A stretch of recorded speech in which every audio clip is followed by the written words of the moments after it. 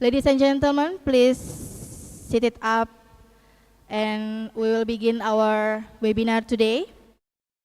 Good morning, ladies and gentlemen. Om Swastiastu. Assalamualaikum warahmatullahi wabarakatuh.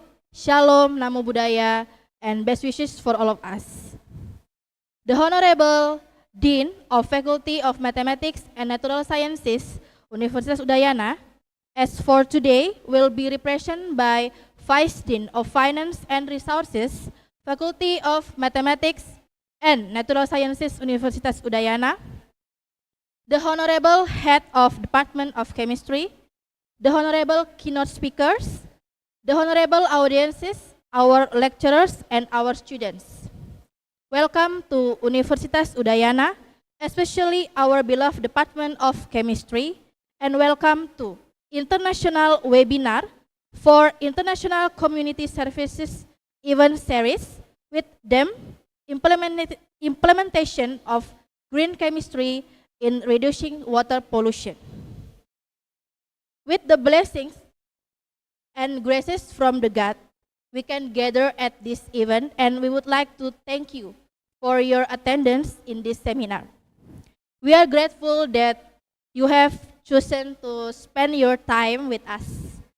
We promise to make it worth your while by providing valuable insight and sharing informative knowledge throughout the course of this webinar. Actually, today's agenda consists of opening remarks by the head of committee or the representative, welcoming remarks by the Vice Dean of Faculty of Mathematics and Natural Sciences, Universitas Udayana, continued by 2 plenary sessions and closing. Okay, ladies and gentlemen, firstly, let's sing the national anthem, Indonesia Raya.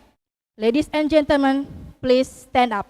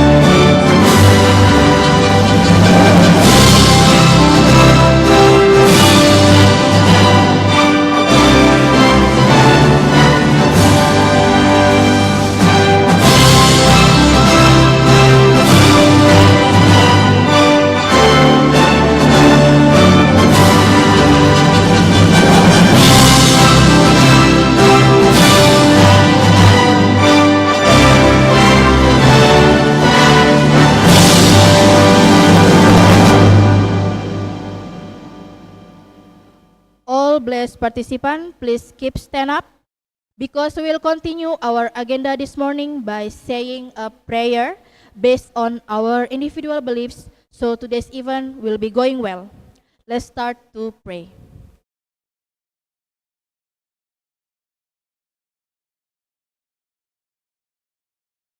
Finish. Okay, ladies and gentlemen, please sit up. Thank you.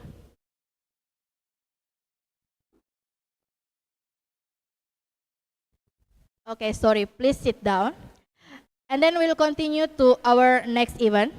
Firstly, we would like to invite the head of committee for this international community service or the representative. Please welcome Professor Dr. Wiwi Susanah Rita.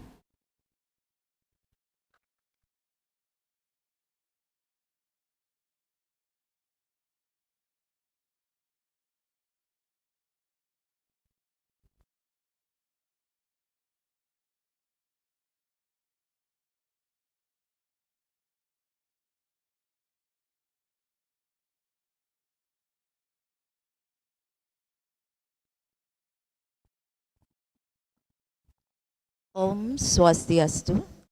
Assalamualaikum warahmatullahi wabarakatuh.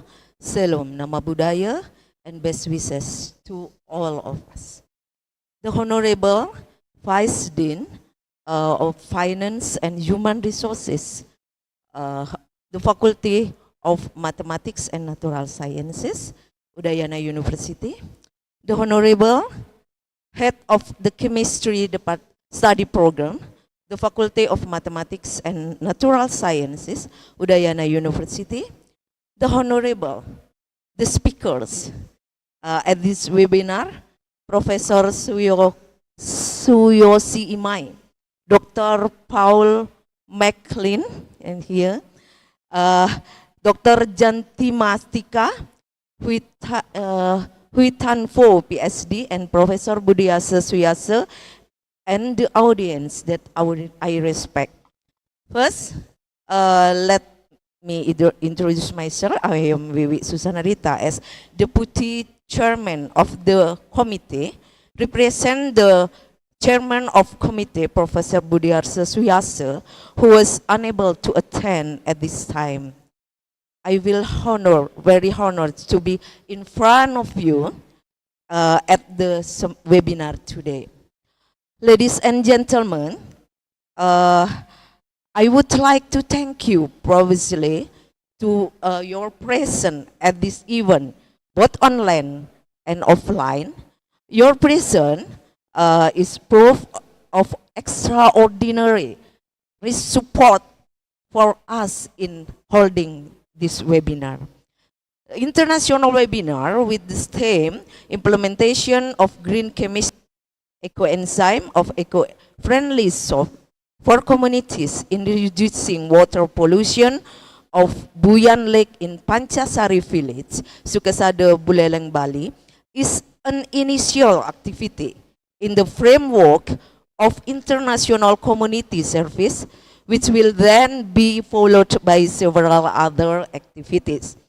These activities will be held directly in the area around Lake Buyan. We had this webinar with the aim to enriching all our insights in the implementation of green chemistry in reducing water pollution.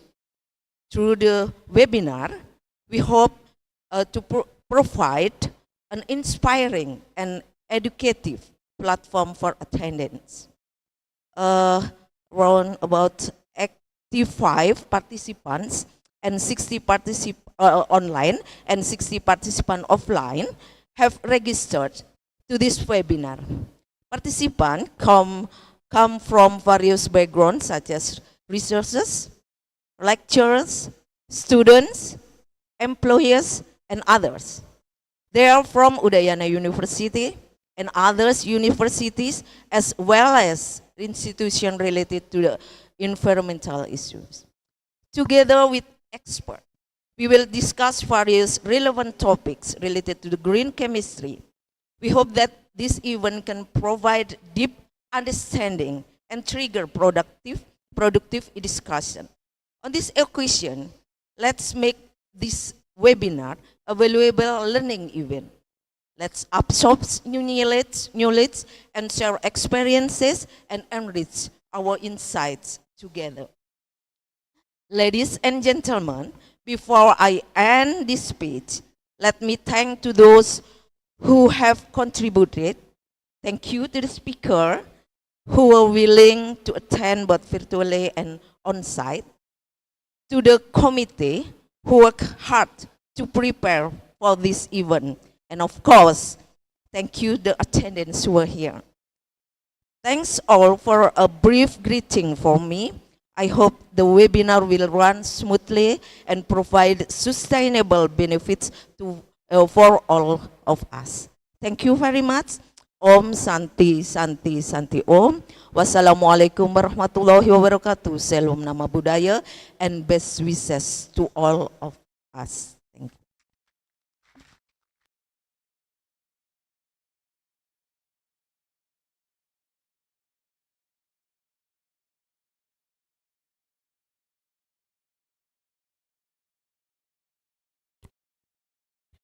Thank you to Professor Dr. Wiwi Susanarita. Ladies and gentlemen, now we would like to invite the Vice Dean of Finance and Resources, Faculty of Mathematics and Natural Sciences, Universitas Udayana, for remarking and all at once leading us for opening this webinar. Please welcome Dr. Andes Imade Sukadana MSI.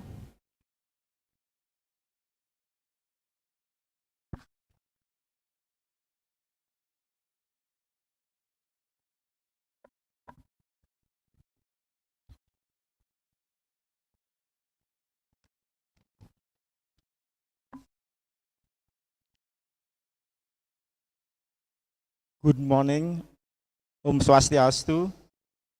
Assalamualaikum warahmatullahi wabarakatuh. Salam, best wishes for all of us. The Honorable, the Coordinator of the Department of Chemistry, Faculty of Mathematics and Natural Sciences, Udayana University. The Honorable Speaker International Webinar of Udayana University Community Service, Professor Toyoshi Imai from Japan, Dr. Paul McLean, welcome in Udayana, Paul. Dr. Janti Mateka from Thailand, Hui Tan Po, PhD from Vietnam, Dr. Prapin Dugdagara from India, and Professor Dr. Budiarso Suyase from Indonesia. Which I'm proud of our College of the Department of Chemistry, Faculty of Mathematics and Natural Sciences, Udayana University. They're all the international webinar of Udayana University Community Service Committee, which preparing this event well. My respect goes to all the international webinar participants from students, alumni, as well as faculty member Department of Chemistry, Biology, Marine and Environmental, Udayana University. First of all, let us praise the Almighty for giving us His endless blessing so that we all can be here together in this special occasion in perfect condition and health. I apologize from the Dean for not being able to attend at this time, because at the same time there are other activities, namely the accreditation of the mathematics study program. International webinar of Udayana University Community Service with the theme Implementation of Green Chemistry, Eco-Enzyme and Eco-Friendly Soap for communities in reducing water pollution in Buyan Lake in Pancasari, Sukasada, Buleleng, Bali, aim to provide insight on how to reduce or even prevent water pollution to academic, especially the chemistry department, Faculty of Mathematics and Natural Sciences, Udayana University, so that they can contribute to the community in Pancasari, Sukasada, Buleleng, as the community closest to Lake Buyan. For all the speakers, from your knowledge, expertise, and experience, we believe that you can provide us with new insight to develop the existing potential, both the potential of student and academic staff. Currently, resources all of the world are making great effort in the development of suitable material and technology for reducing pollution in water, which and the main challenge we are facing for shaping our generation as well as our world. Hopefully, from this webinar, we can gain knowledge as well as experience in the same field. Finally, I welcome you all the international webinar of Udayana University Community Service of Department of Chemistry, Faculty of Mathematics and Natural Sciences Udayana University. Hopefully, today activity can provide benefit for us, which can improve our capacity. I apologize if there are mistakes in the delivering of the speech, both word and deed. With the blessing of Almighty on the behalf of the Dean of Faculty of Mathematics and Natural Sciences,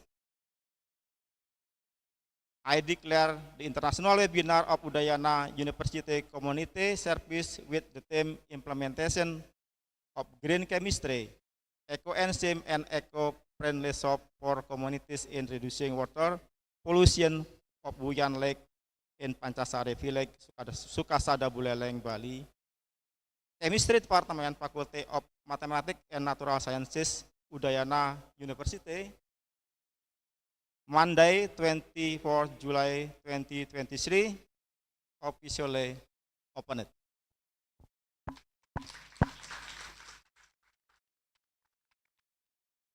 Thank you. Finally, I close with Parama Santi.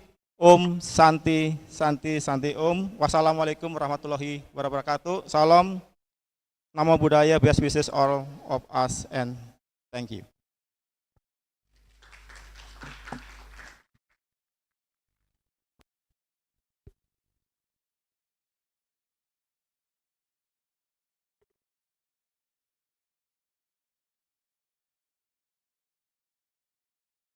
Thank you, Dr. Andes Imade Sukadana MSc. Okay, ladies and gentlemen, before we begin our first plenary session, please stand up again so we can take group photo session.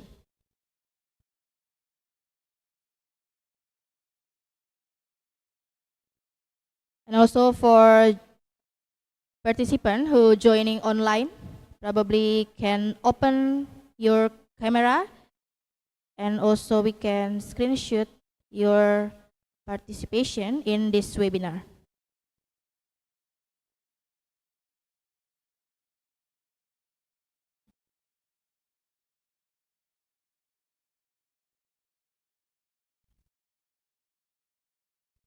Okay, I will comment. 1, 2, 3. Okay, once again. 1, 2, 3. And also for the online participant, please keep your camera open so we can screenshot your participation. Thank you.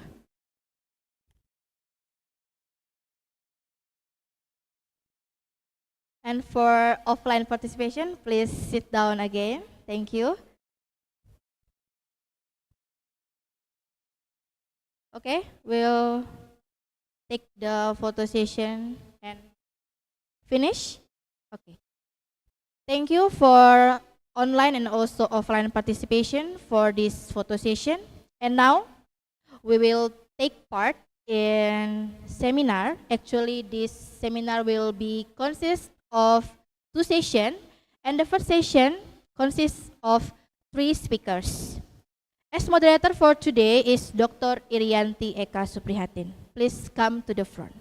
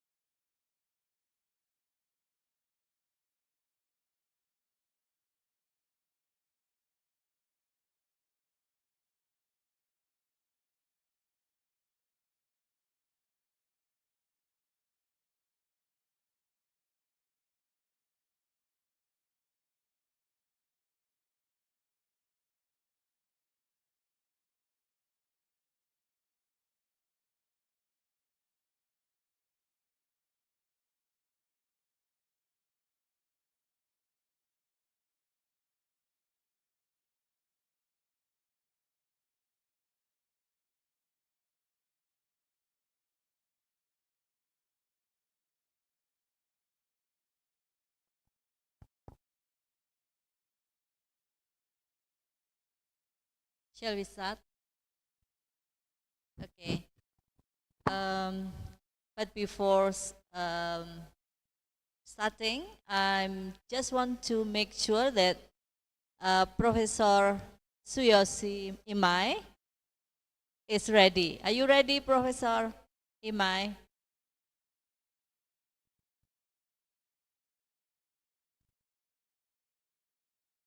You are still mute.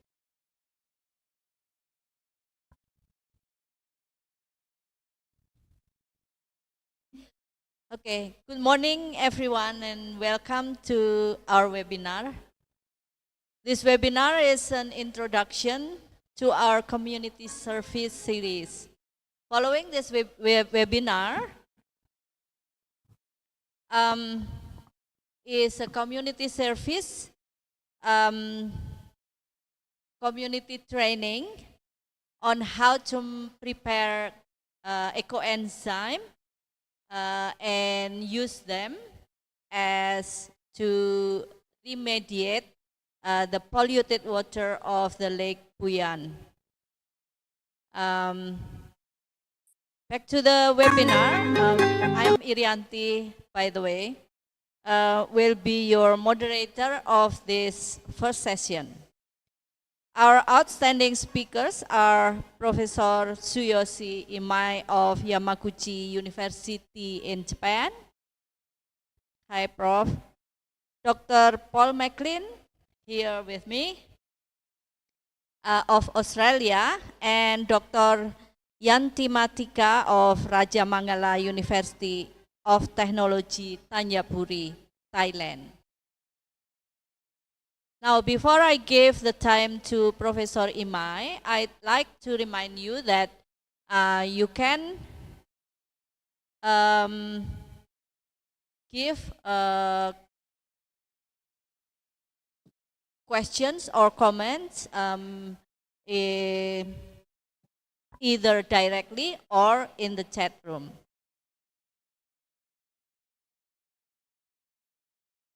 Now, I'd like to remind you as well that the discussion is after the third speakers. I'm hoping for your comments and questions. Right, I'm not going to take your time any longer, so please welcome Professor Suyoshi Imai. Prof. Imai, please, the line is yours for the next 30 minutes.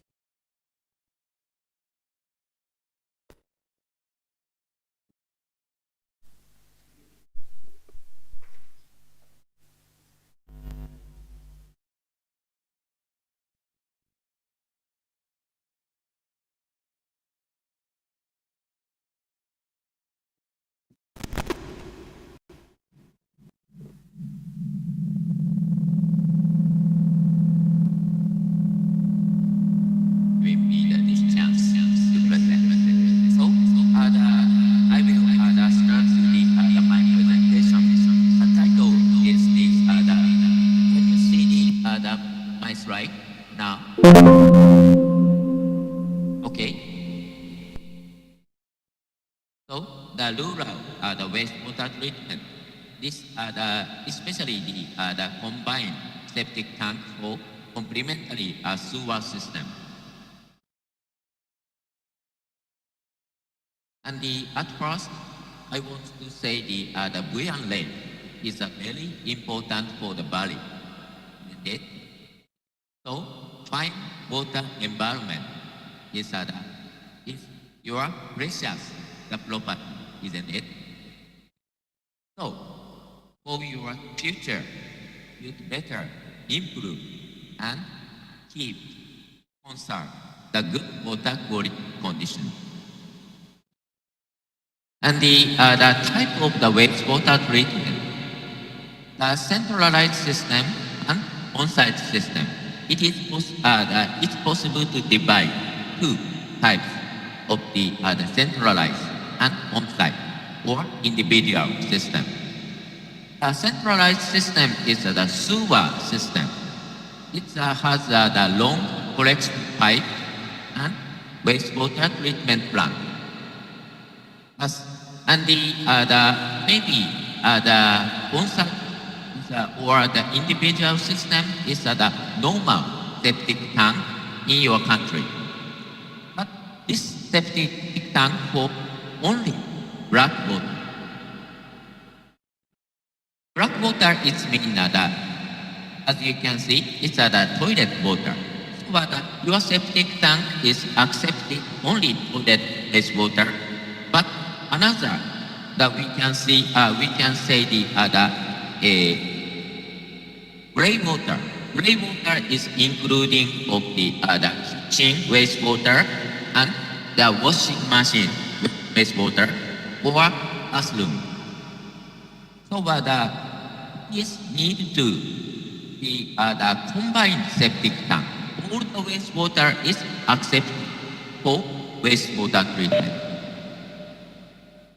And the centralized system is this is a wastewater treatment plant, and that's kind of the very big tank and covers aeration. Aeration is in the inside of the wastewater treatment. As you can see, the wastewater treatment by microorganisms. So microorganisms is need for oxygen. So it is need the aeration, put in the air, many air. So the normal wastewater treatment plant in Japan, the 40 or 50% of the electricity is need to be used for this aeration. And the on-site system is this kind of the example is in Japan. And this is the combined septic tank. Why 3, 4? This I will talk to you. But the wastewater treatment, the sewage system in Japan is the almost 70%. 70% people is used or connected to the centralized system. But in Bali, especially near the lake, is the Buyan lake, is maybe it is impossible at this moment that it is impossible to connect or the construction immediately to the sewage piping system. So it is need to this kind of the individual system. In Japan is the 11% of the people use this kind of the individual system. And the other is the maybe as you can see, this almost 70% and 10% is another 20% is the only the normal septic tank. Only the black water or the toilet water is treated, but another water is discharged directly to the environment. So in your country is many cases is only the normal system is introduced. So how about the importanceness is the on-site system as combined all of the wastewater treated. So this is the variation of the Japanese case is that this kind of this is a sewage pipe is the urbanized area and sewage the treatment plant is like the factory, and the rural area is a combined septic tank and valued toilet. Valued toilet is the collection of the black water only. Black water is the toilet water the collection, and goes to the night soil. Is the night soil is the toilet water. So I'm very sorry. The black water and night soil and the toilet water is the same thing.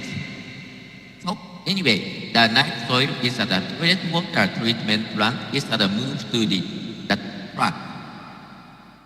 Like this one is here. So now is the I have to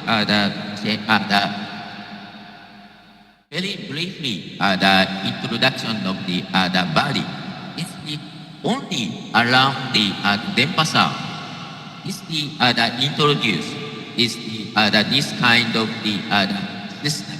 System is this area is the use in the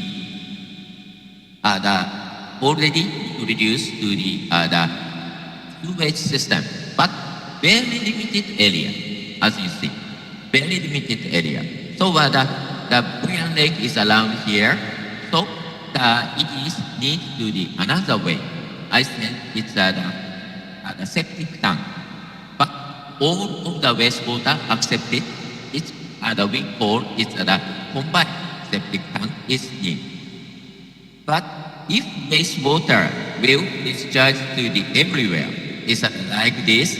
That this is not it's the Buyan Lake along, but this is the around the Denpasar area. Maybe 3 or 4 years ago, and so we focused on the combined septic tank. Sometimes I talk to the all the wastewater will be accepted. In your country, is many houses have septic tank, but it is only accepted black water. Black water is mean the toilet water. So the characteristic of why the other wastewater, so the other wastewater discharged directly, it is not good for the environment. Of course, maybe as you can easily understand that toilet water is very dirty. You understand, but how about the kitchen water or washing machine water and the bathroom or the shower water?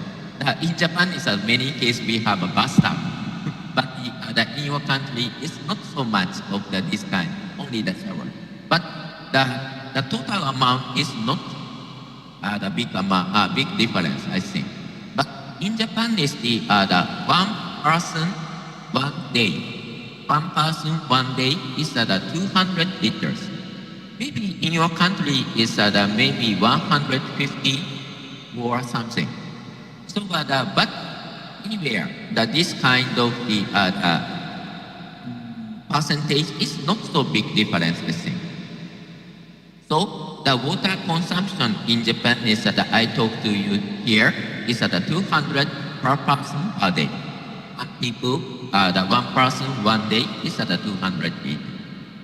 And the BOD loading is per person per day is 40 gram. Is how dirty of the wastewater, how dirty of the wastewater. This is a very the dirty condition. And 10 gram of the nitrogen and 1 gram of the phosphorus. And the nitrogen and phosphorus, it is not directly dirty, but if accumulation of the nitrogen and phosphorus is maybe it is caused to the eutrophication. So many phytoplankton or algae. So you can, as you can see, the pond or some lake is the surface color is very green. It's the accumulation of the algae or the phytoplankton. And this is the data in Japan, and black water is the toilet water. BOD is 30 gram per person per day. SS is a suspended solid, is 20 gram per person per day.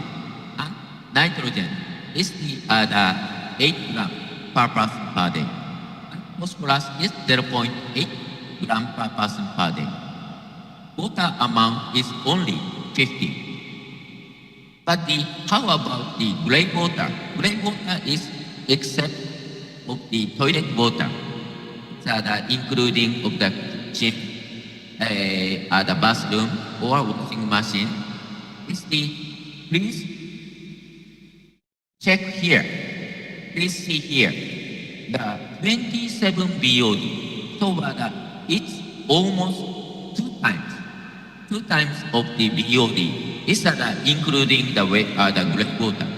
Of course, the gray water is a very big amount.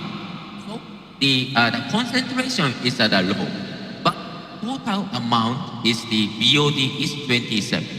So it means that if the gray water is directly discharged, the SS is the same, almost same.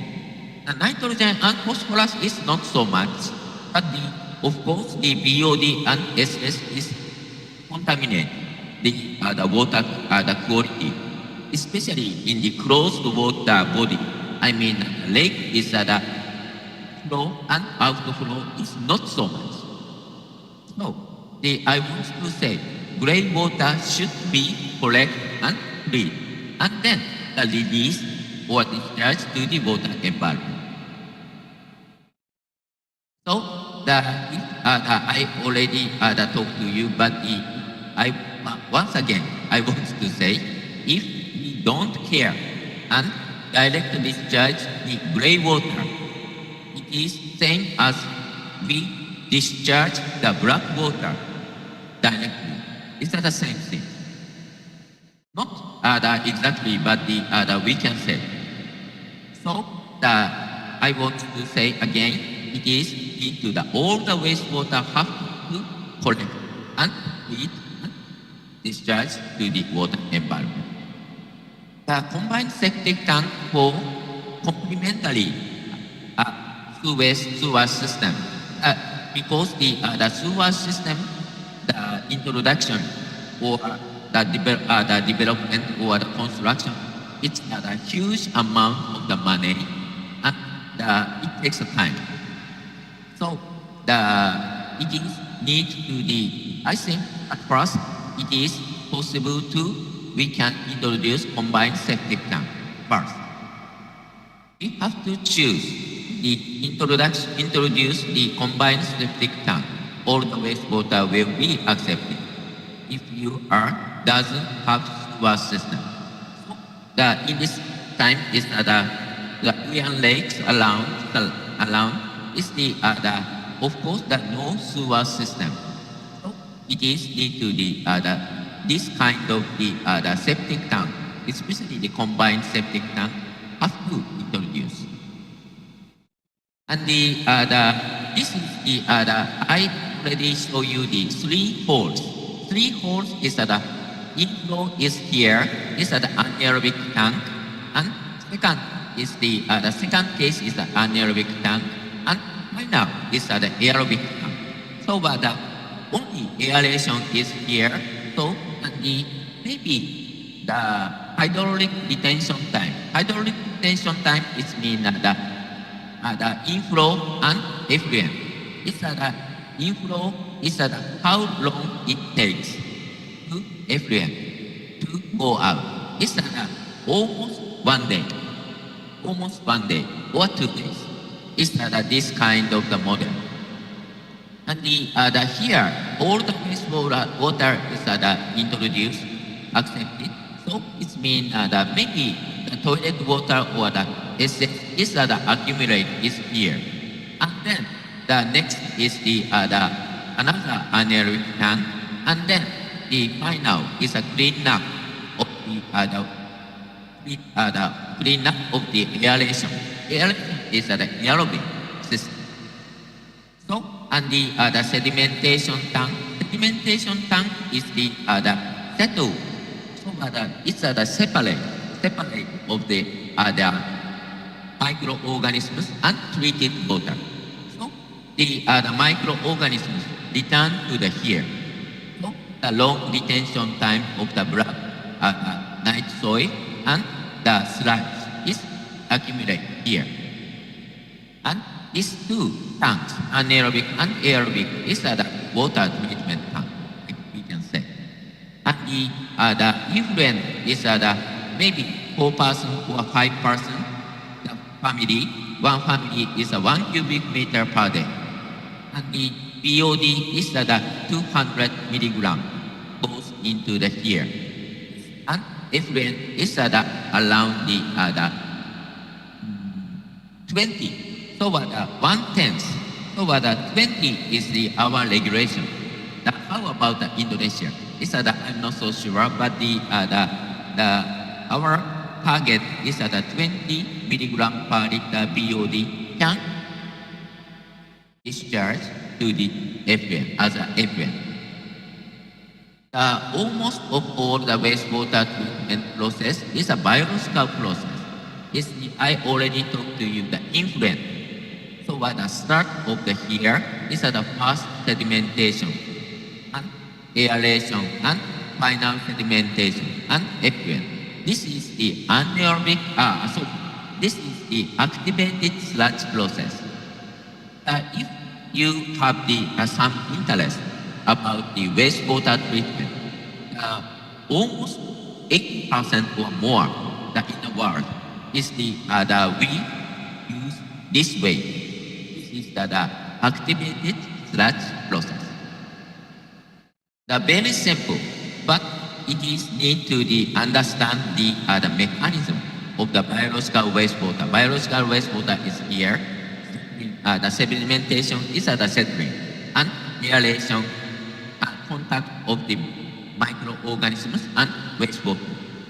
And the final sedimentation tank is the separate of the microorganisms and cleared water, treated water.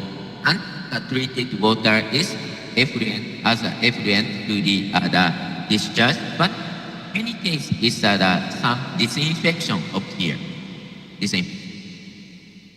So the combined septic tank for 5% is like this. In Japanese case, is the inflow and below the second sediment the anaerobic tank and aerobic tank, or like this. And it is need to at least half year one time to this kind of the maintenance is need. And the anaerobic first tank and the second tank, and maybe you can see the scum. Scum is many SS. And this is the anaerobic tank. Here is the air, but the anaerobic the digestion. So it means this one is the carbon dioxide or methane.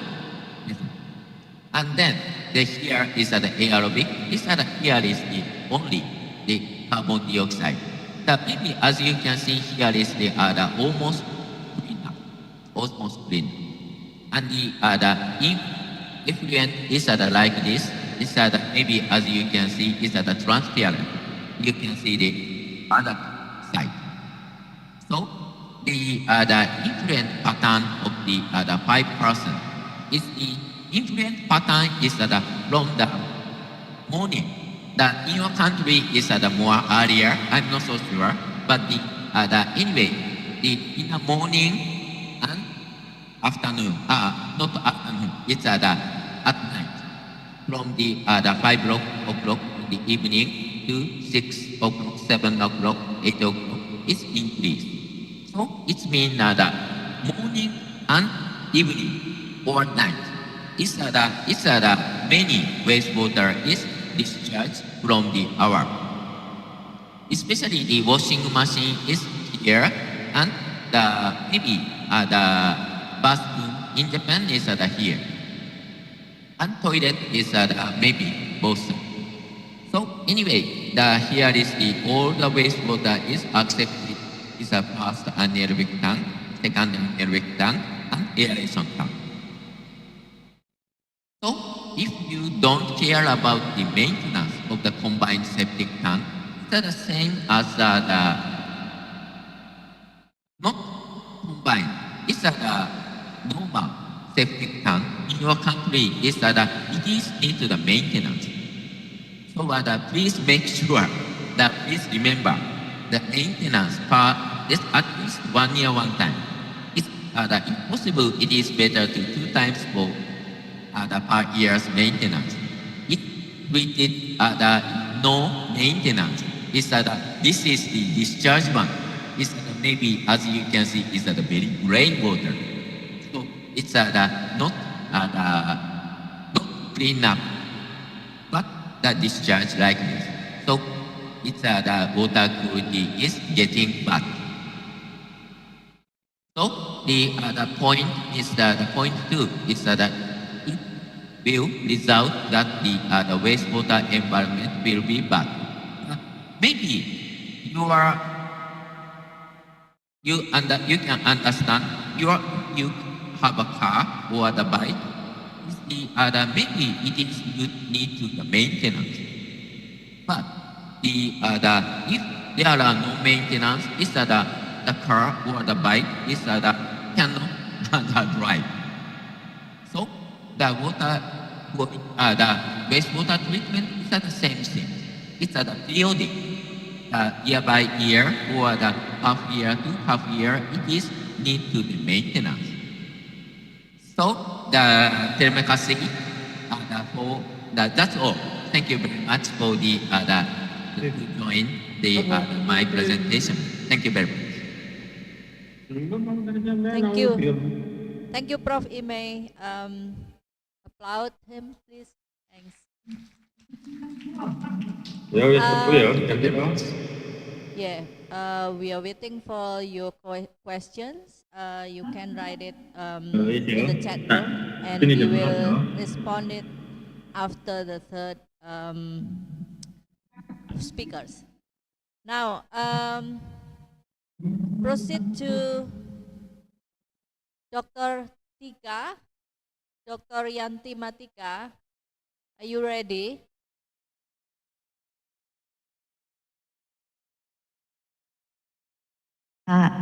Yes.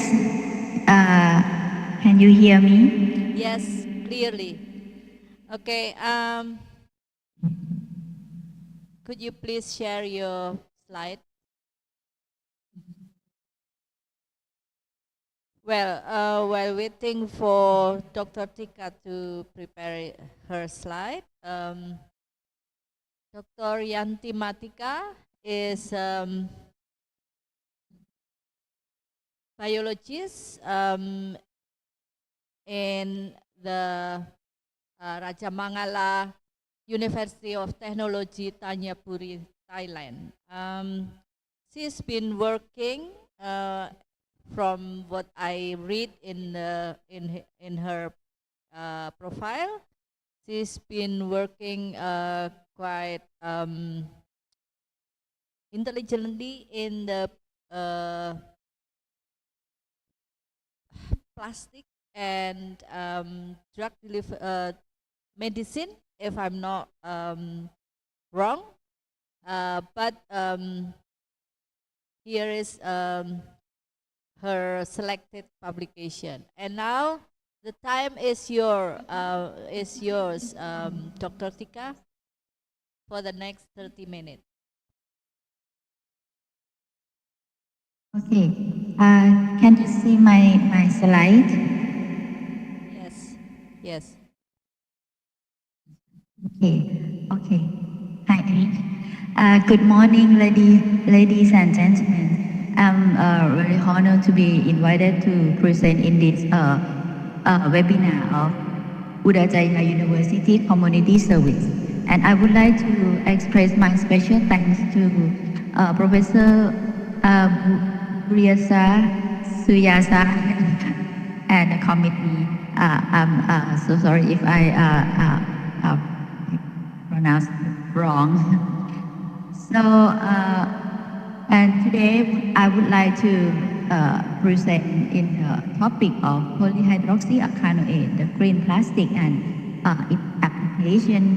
As the moderator introduced me, and I am working in the Division of Biology, Faculty of Science and Technology, IMUTT, Thailand. And in this my presentation, I have present about my work that I have done in Japan under Professor Tsuyoshi Imai.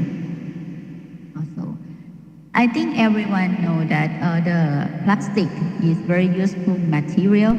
It, mostly in our daily life, we use the petroleum-based plastic that we know that they are non-biodegradable. The decomposition of them is more than, people said it's more than 450 years.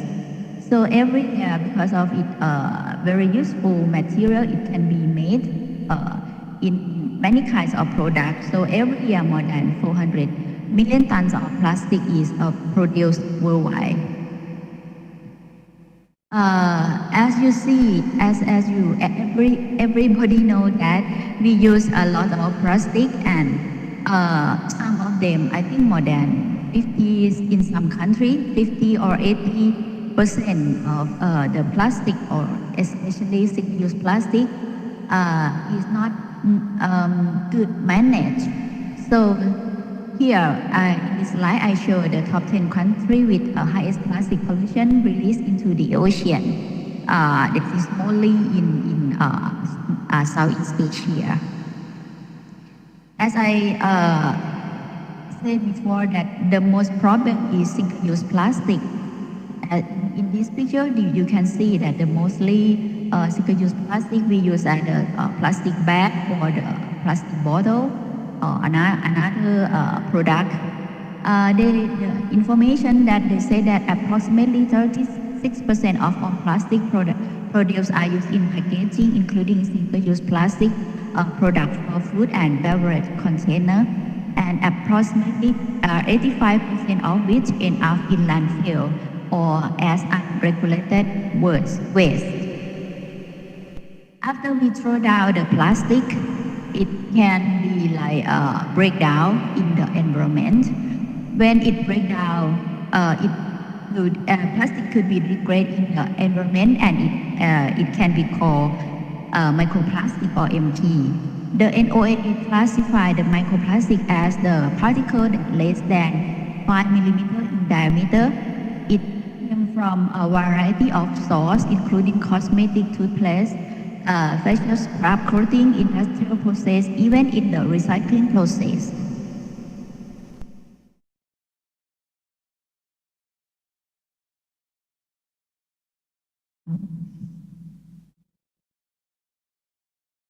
Sorry. Okay. You see my slide. This is show the harmful effect of plastic. As we know that we produce the plastic, we use many kind of toxic chemical.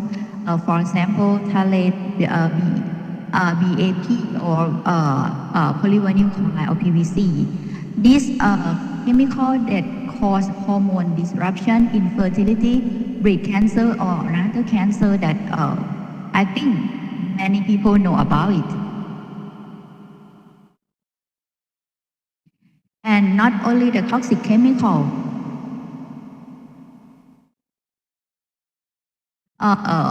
animal in the living organism in our world also affected by the plastic. The report said that about 100,000 animals such as dolphin, turtle,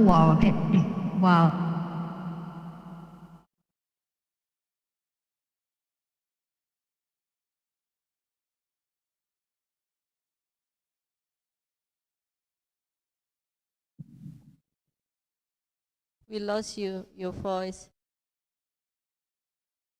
Dr. Tika. Okay. Hello? Yes, I can. Can you hear me? We can hear you. Can you see my slide? Yes. My next slide is about the food chain. Okay, can you see my slide? I'm sorry for my low connection. Yes, yes. As we Yeah, food chain is here. As we know that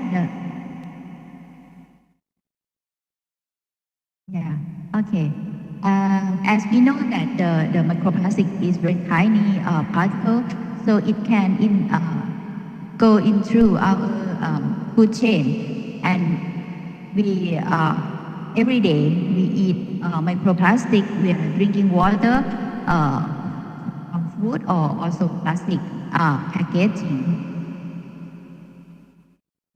And the report also said that microplastic can be transported and accumulate in some kind of plants.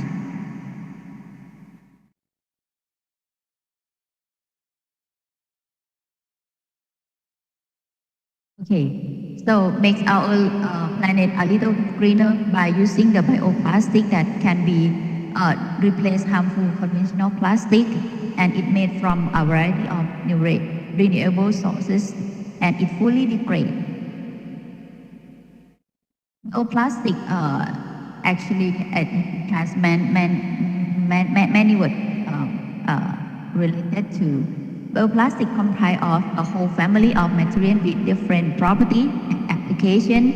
It could be either bio-based, biodegradable, or both property. Bio-based is the meaning is material or product is partly derived from biomass or plants. Biodegradable is the process of microorganism convert material into natural substance such as water, carbon dioxide, and compost. In this picture, you can see that the global production capacity of bioplastic is increasing. As you can see, the forecast, it will be increased every year. And here is in 2020, you can see total 2.22 million tons of bioplastic is produced. And in the future, they forecast that the biodegradable plastic will be increased up to 56% of the total plastic.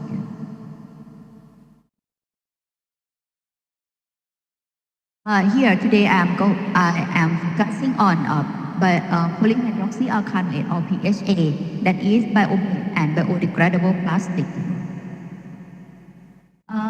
PHA is an intracellular lipid storage material inside the microorganism. More than 300 microorganisms can be synthesized. It can synthesize PHA inside their cells. Normally it produces PHA under the stress condition, but the major drawback of PHA production is the higher price. That is, the carbon source price is account for more than 40% of the total production cost. Here is the pathway of PHA produced from renewable resource, that is the plant that can absorb the carbon dioxide.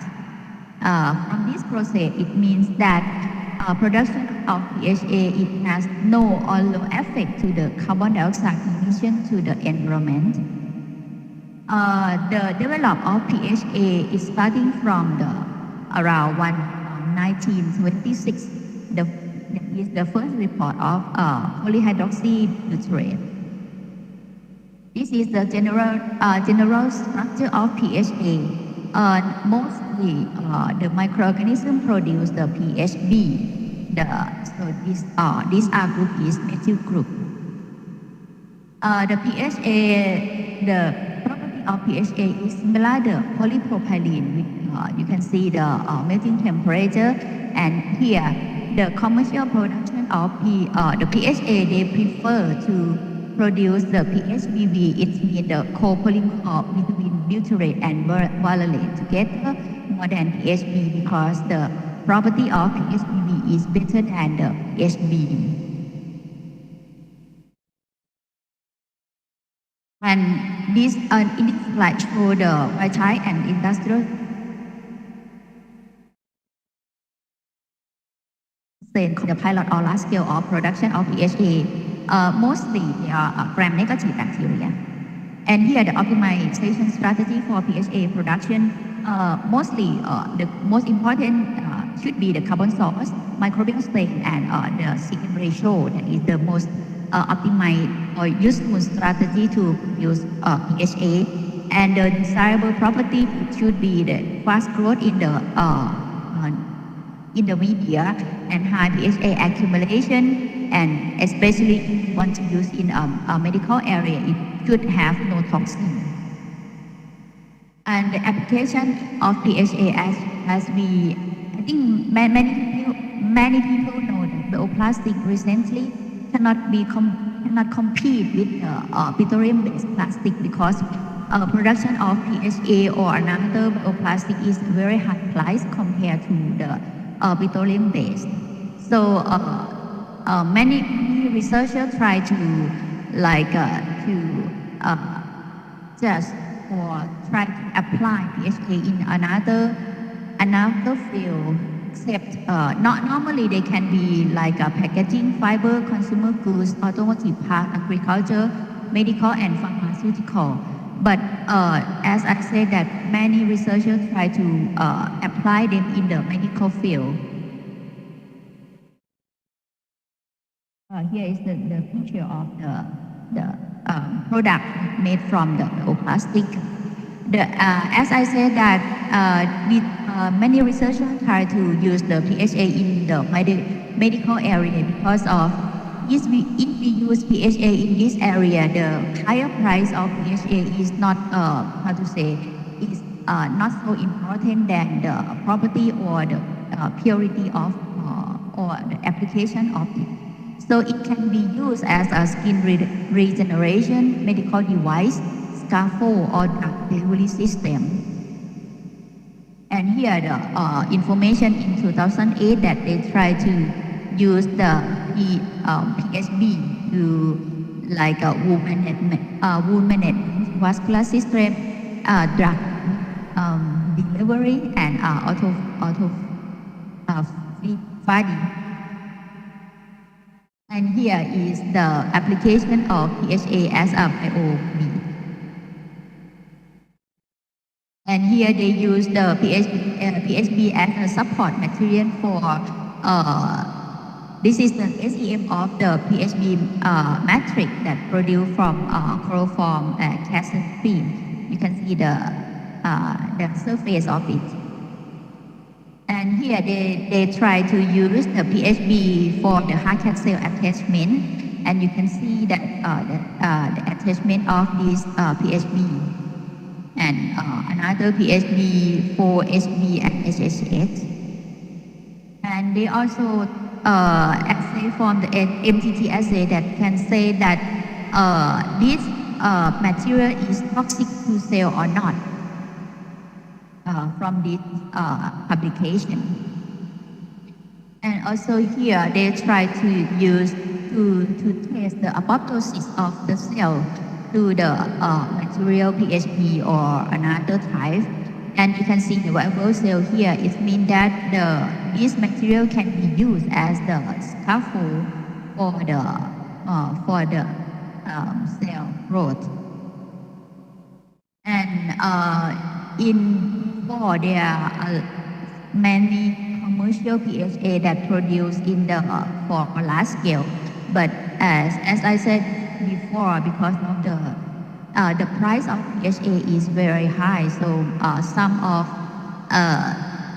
company has stopped the production.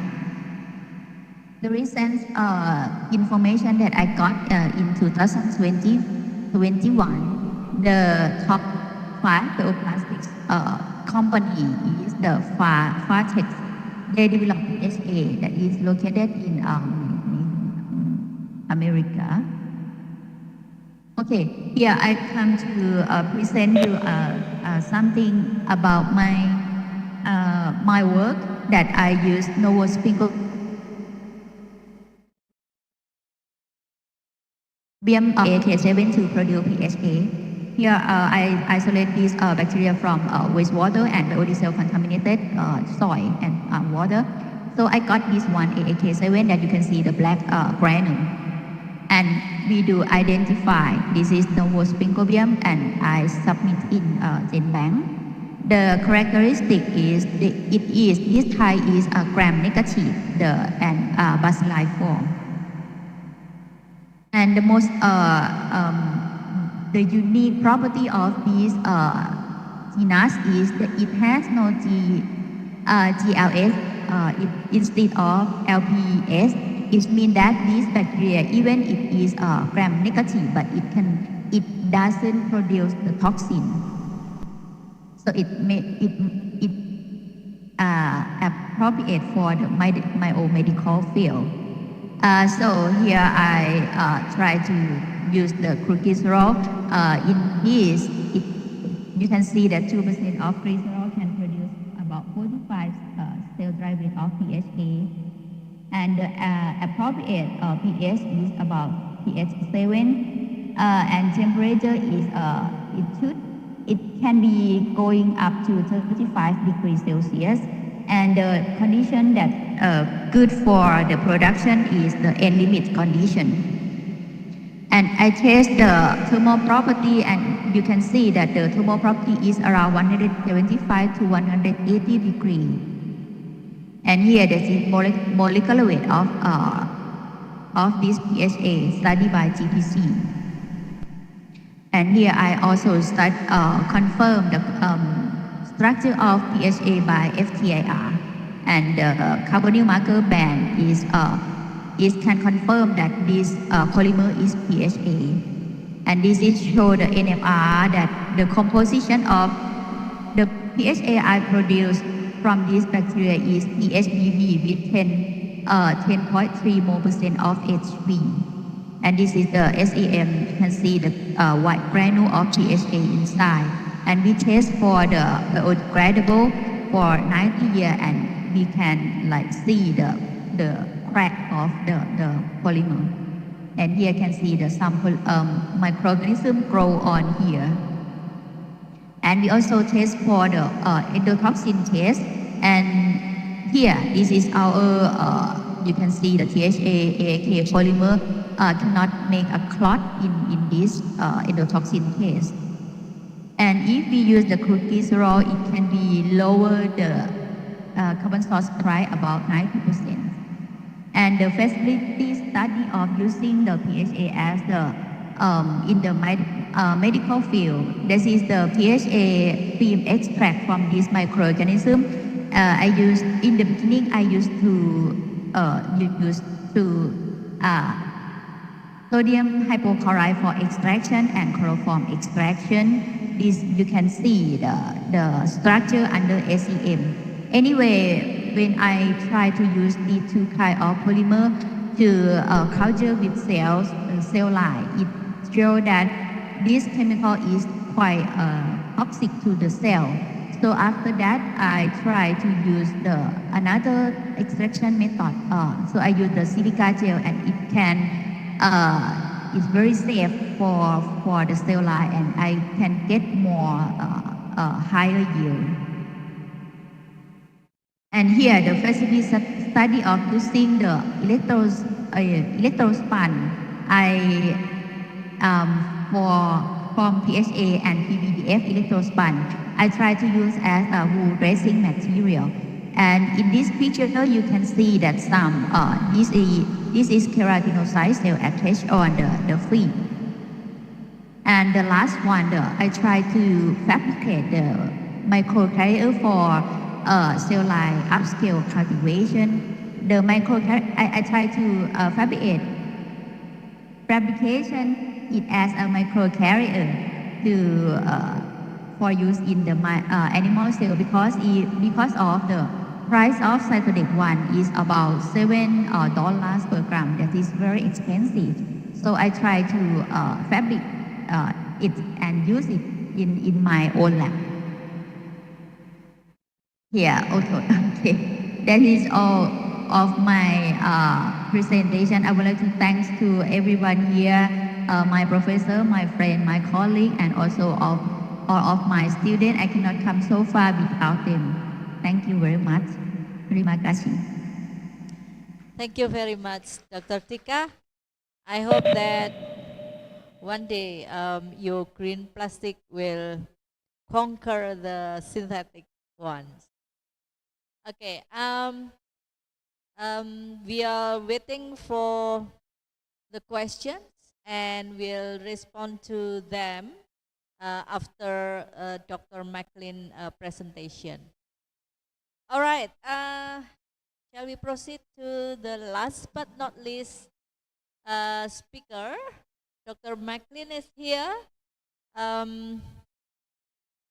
While waiting for the slide, I introduce you to Dr.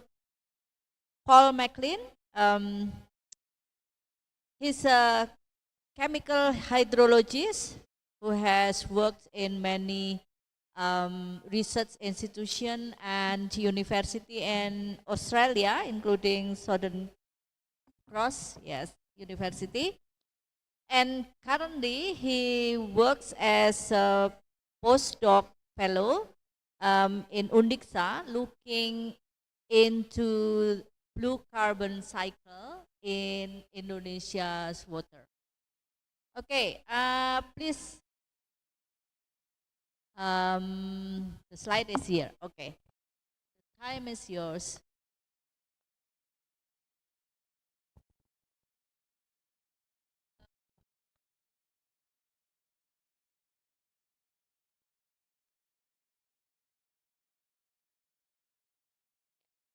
Hello everyone, thanks for welcoming me to Udayana today. Terima kasih banyak. I've been here, I think with the Lake Buyan, this is very interesting, the study, because it's a small enclosed, well, it's a relatively small area enclosed, and it's not influenced by tidal pushing. All the water in the lake is basically, well, not trapped, but it has limited flow. So I've found that interesting. Usually my studies are concerning, well, lakes, rivers and dams. So in Bali, I've been here on and off since 2015. And since 2015, my study sites for my chemistry and carbon cycling has been like Gili Manuk, Pancasari Dam. I don't know if that in Jembrana, if anyone knows Pancasari Dam. Also Danau Batur, Lake Batur, which is a lake, but not so similar to Lake Buyong because it's very deep. Buyong, in my limited knowledge of Lake Buyong, is it's quite shallow, but the Danau Batur is like 80 to 100 meters deep, so it's a very different system. Okay, I'll just go through what I do, if you don't mind. I'll just go through what I do for my work and for my research in Indonesia. Also, I collaborate too with Bryn. I'm at Undiksa, but I do have different collaborations with different universities on basically at the moment is in blue carbon project. This is interesting because there's, for Indonesians in general, this blue carbon market in the future will provide, should provide more jobs for Indonesians, because there's a lot of funding and a lot of interest in Indonesians' capability to have blue carbon inventory, and also, what's the other one? And also there's a lot of a global push into the blue carbon economy, at which Indonesia owns 20% or houses 20% of all mangroves in the whole world, which most of the blue carbon comes from. But I'll just go through what I do to give you an idea, and maybe you'll get some ideas for your future works and everything through it. But okay, can we go? Sorry, I don't have a clicker, but is it? So I'll just go through the general introduction and the methods and the equipment and what I produce. Yeah, you can just keep flicking. That's just some of the equipment we use. This is interesting because this has been part of my whole job for the for the past 8 years. Yeah, since 2015 to about 2019, I used this setup. To make this kind of as easy as possible, this goes on to a boat. So I'll explain this equipment. This, the one on your left-hand side, this is like a spray device, and when the pump goes into the water, it sprays the water in through that device, and these instruments are like a gas loop, so it's disconnected from the outside atmosphere, and the little box under the laptop, that's a carbon dioxide detector, and the other one's a radon detector. Now the radon is a radioactive radionuclide that exists in all groundwater. So when there's a high radon count in through the gas exchange of that sprinkler, what happens is it means there's more groundwater coming out from the bottom of the lake or the river or whatever. With the high groundwater that comes out through the bottom of the river, the more carbon dioxide it stores, it is put into the system. But I'll put on the next one. Sorry about that.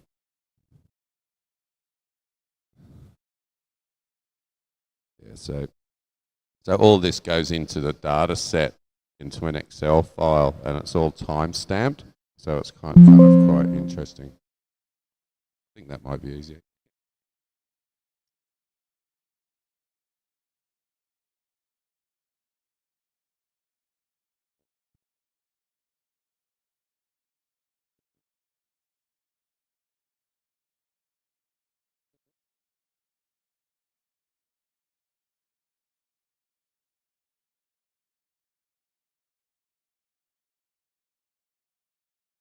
I can probably. Do you want me to go over there? Yeah. Is that better? Yeah. Maybe. Is that okay if I go over there? I think it's.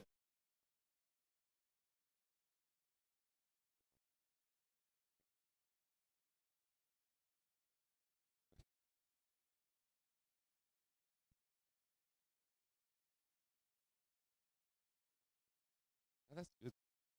I feel comfortable here. Like, are you okay there? Okay.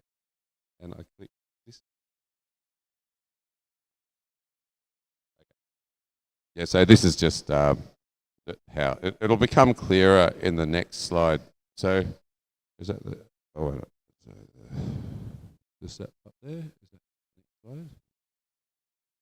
Oh yeah. Okay. So this one is the boat. I actually had a boat, a small boat. So what was before with all the equipment is installed onto the boat. So when I drive the boat around, it's got a GPS stamp, and the GPS measures all the variables like salinity, all the water chemistry that I can measure when it's automated. It sounds complicated, but when you have all the files and they're all automated, it goes into an Excel file, and then you can transfer into GIS and then do all the statistics. So it's not as complicated as it looks or sounds, but it's definitely. So from there, I said this thing here is a probe. It measures salinity in the water. So say for instance with Lake Buyan in the future, when people when this green soap or whatever is going to be developed, it's kind of really important to monitor the changes in the water, and that means seasonally, like from say the dry season through the wet season, the water will change all the time. And because I'm guessing again, because of the water, that Lake Buyan is probably quite shallow, it gets sedimentation from extra pollution, I'm guessing. And if that's the case, the shallower the water table gets, the warmer the water will heat up. And I know it's elevated, I think Lake Buyan's in about 1,000 meters. It's quite high, isn't it, the altitude of the lake? So that'll mean it's not going to be 35 degrees water like in some of the rivers in Bali. It might be a bit cooler, but as the sedimentation and it becomes more shallower, the more the water will warm up and then exacerbate the growth of more microalgae, which could be, let's say the depth could play a major role also. So I've just got all these little pop-ups. That's a GPS. That's another carbon dioxide thing. Yeah, it's okay. Now, and these are the systems I've been focusing on. The top left is Danau Batur, the deep lake, which is close to Buyan. To the right of that is Gilimanuk, Tuluk Gilimanuk, then Palasari, and the bottom one is Perancak, yeah, in Jembrana, in Negara. Yeah, cool. These are the 8 major water basins in Bali. Just in the rectangles drawn in, that's just some of my focus sites, but Bali has 8 major groundwater basins that collect and recharge groundwater. And as you can see, there's a big one in the middle, the Denpasar Tabanan groundwater table. So that's a fairly major groundwater table, just for your interest. This is what you could say a cross-section would look like of a mangrove and a river, the mangrove forest with the river, and you'll see inside the sediment, and again, this is pretty much could be similar to Lake Buyan in ways. There's a root respiration within the soil zone. There's weathering of the rocks. And a lot of dissolved organic matter, or soil organic matter in those soils. So the problem, a potential problem, is with groundwater or when forest is cleared or any land is cleared, all the carbon that's stored in the soil, all that carbon will get flushed out of the soil. And now if I go and measure the dissolved carbon on a boat, and it gets washed into the ocean, and this can happen naturally too, but not in a huge way. What happens is that carbon dioxide, when it's dissolved, has got two fates, and one fate is that it gets released into the atmosphere through wind. It off gases into the atmosphere as carbon dioxide gas, and the other fate, what happens to it is it goes into the ocean and it goes under a chemical conversion and turns and causes oceanic acidification from the pH. It becomes more acidic. It's to do with acetate, a kind of a chemical reaction. So there's two ways. So basically, if you clear a large lump of land and then there's a heavy rainfall or a heavy rainfall event, that can possibly dispel all the blue carbon, all the buried carbon into the water supply, and then when it goes in the water supply, it'll go off into the atmosphere, or else it will change the water pH two ways. And this is important because, as we talked about before with Indonesia and countries all over the world, there's a push to capture carbon and keep carbon in the soils, not let it go. If it's let go, then that's a loss of carbon into the atmosphere, which is not very popular at the moment, or also a loss of income, because every time that a parcel of carbon dioxide is lost to the atmosphere, you can never get it back into that soil. So they call that carbon storage. So here we go, the map again.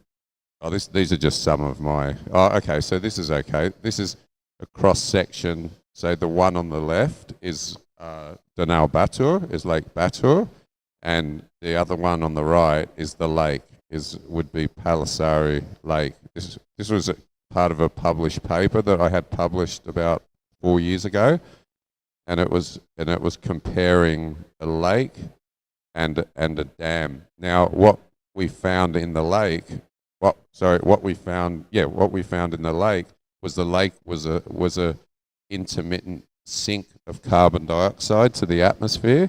Now, what that means is when it sucks, it's like a vacuum cleaner for carbon dioxide from the atmosphere. It's not the other way around. Okay, so a carbon sink is when the carbon is less in the water body, and then it sucks the carbon out. So it's very good as a carbon offset. All right, the lake. The dam on the other side was different. It was a strong source of carbon dioxide to the atmosphere. And this is what you'd think, but I was really surprised actually that it turned out like that with Danau Batur, with the lake, because it's so much carbon. I mean, it's a volcano. You know, you wouldn't think. My hypothesis at the start was it was going to be a massive source of carbon dioxide to the atmosphere, but in fact, it was a partial sink of carbon dioxide. So that was very surprising. The lake, the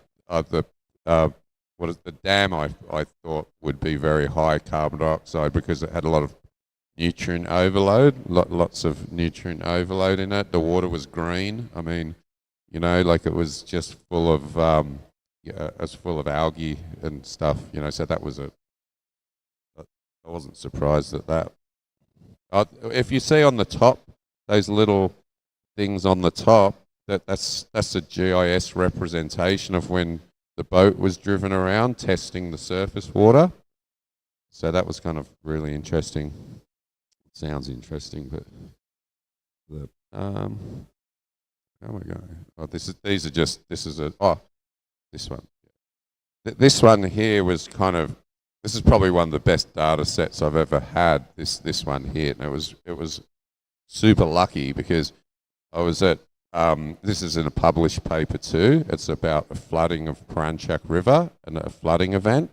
And I was just absolutely super lucky why this happened, because I put the pumps into the water, not from the boat, and I tried to pick the weather that I wanted 2 days of weather so we could test the water from the river from one spot.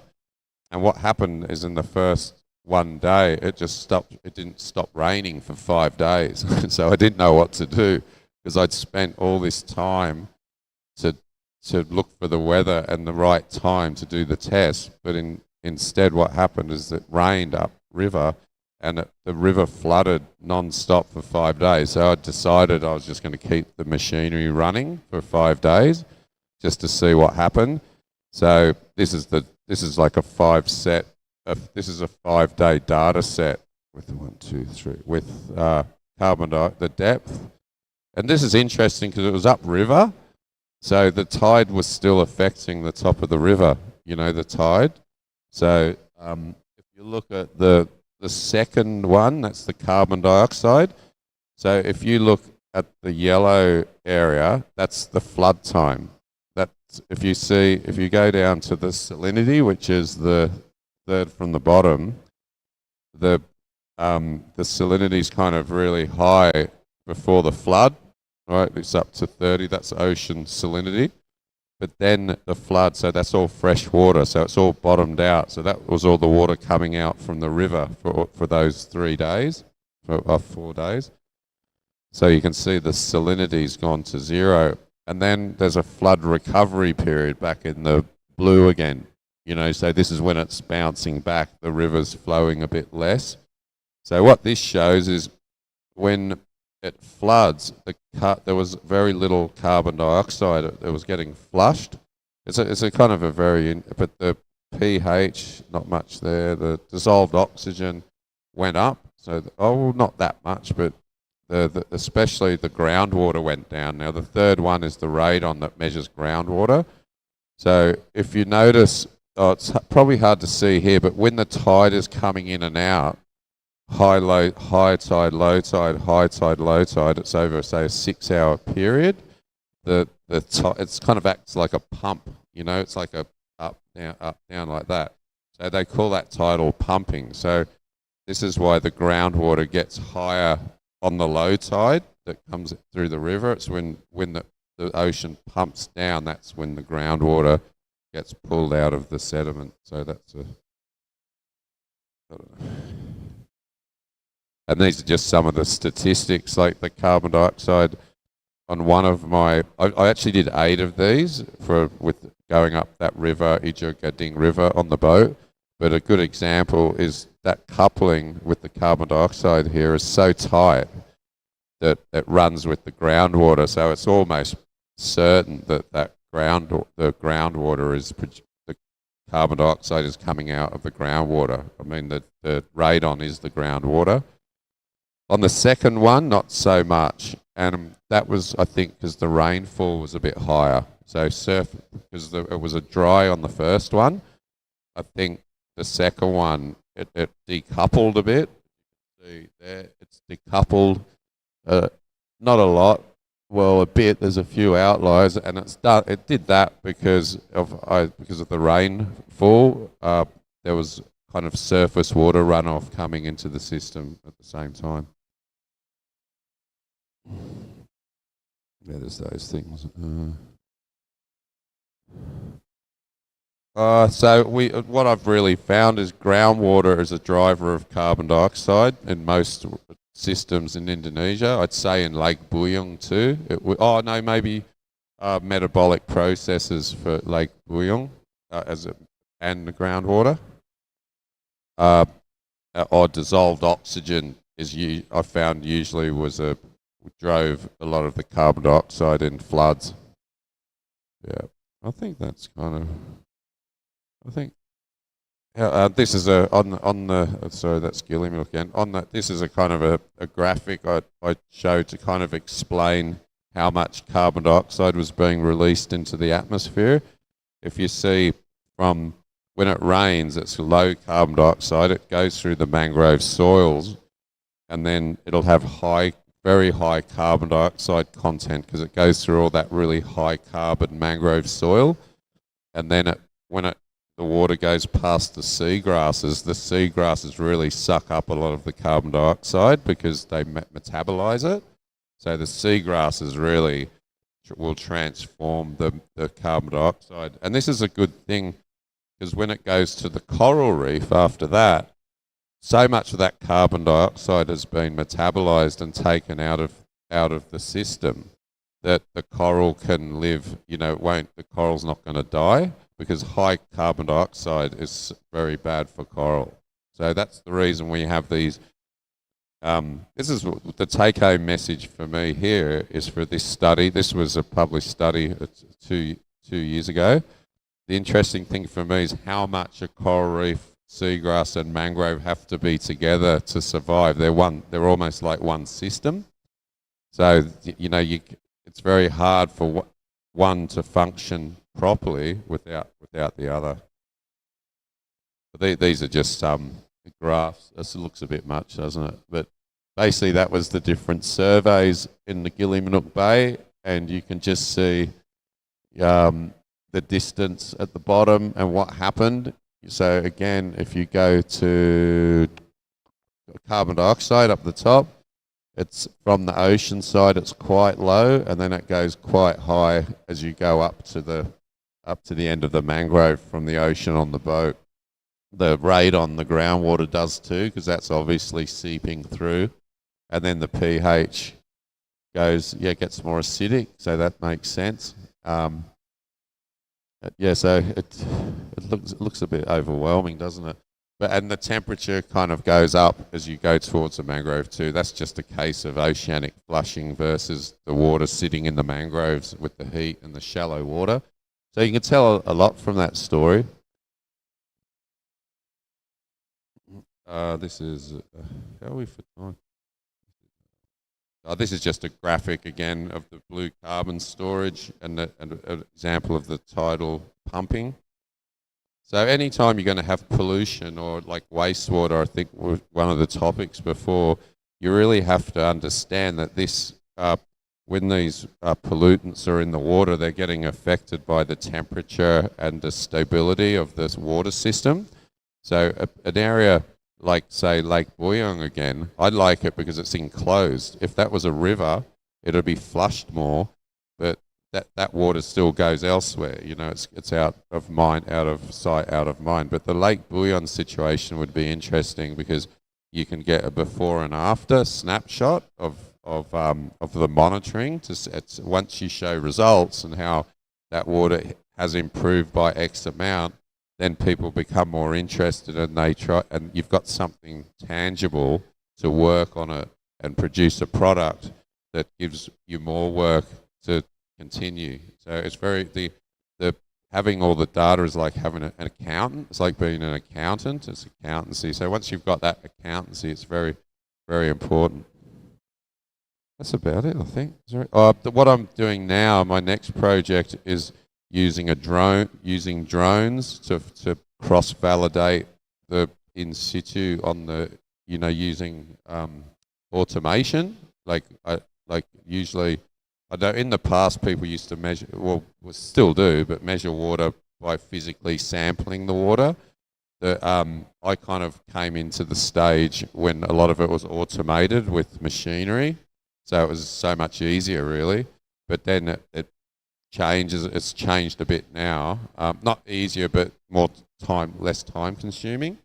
So now the drones are here and automated imagery, and I'm really interested in that because you can cover larger areas.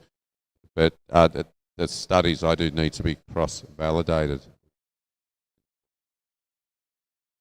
Yeah, I think that's pretty much it. I've just got these are all the other. I was just interested in a lot in Indonesia. That's why I came here, because I had a government grant when I first came here to study the water bodies.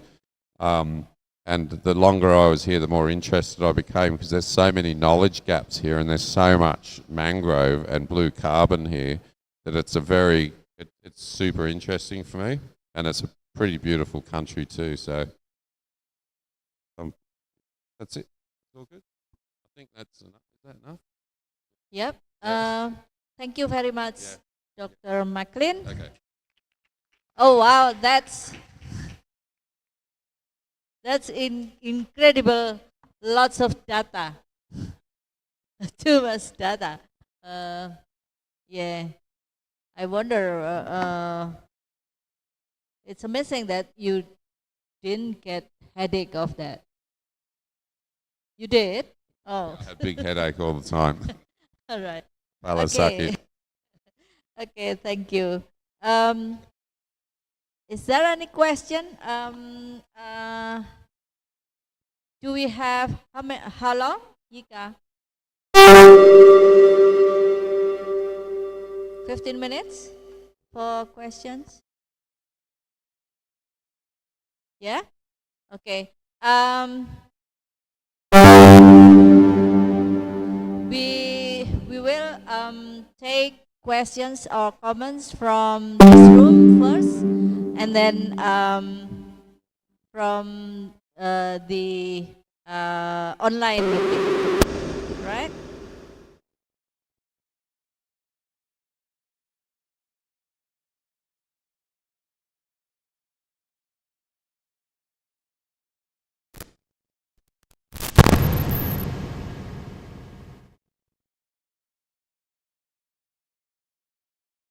Sorry for the interruption. Yes. Okay. Is there any question from this room?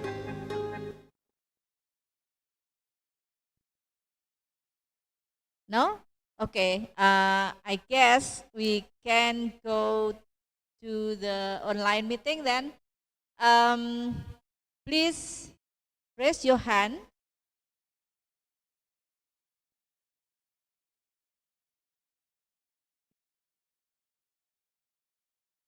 As we are waiting for the raising hand, we can look at the chat room.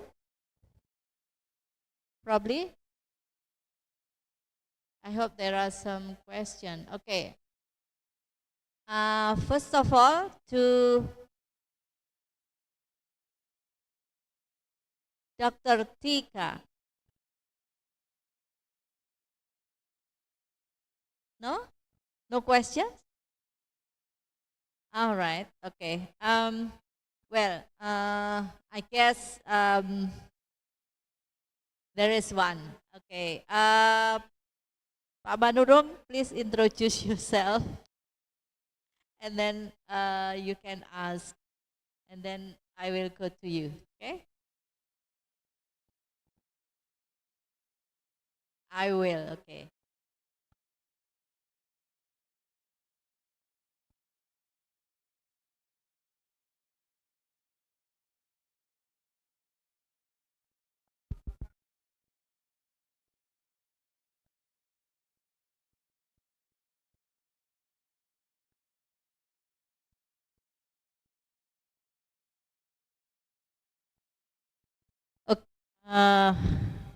Dr. Manurung asked you, and you know already Bahasa Indonesia. Did you get? Yes. Is there any correlation between what happening in the Danau Buyan and the activity of the carbon dioxide? I think I think in Lake Bayong the carbon dioxide is very high. You know, like I'm not sure about the waste product that's introduced into there. I don't know about I don't familiar with the chemistry, but one of the issues with that, am I right? One of the issues with the lake is the very high carbon dioxide content, which can be a proxy for other things too. I mean, high carbon dioxide can mean very high nutrient content, pollution, contamination. too, but we just don't know that until, well, I don't know that. I haven't read any literature on it. So yeah, but very close correlation, yeah. Is that all right? Yeah. Dekat sekali. Sudah terjawab Pak Manurung? Okay, thank you. Yes. Okay, thank you for your questions. And then we have a young lady here. And who do you ask to?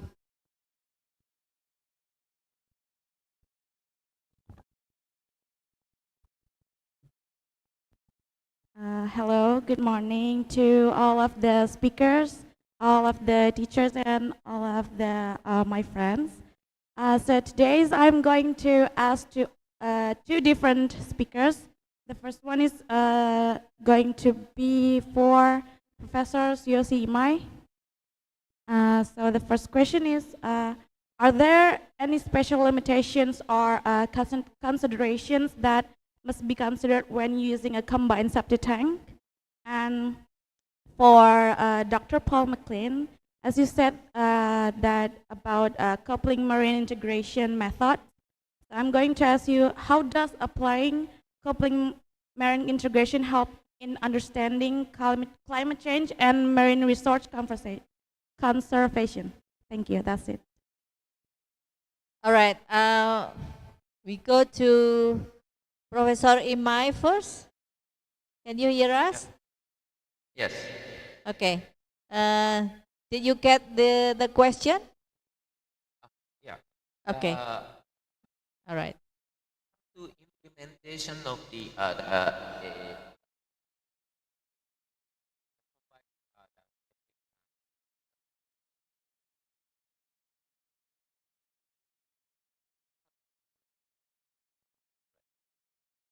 We are losing your voice, Professor Imai.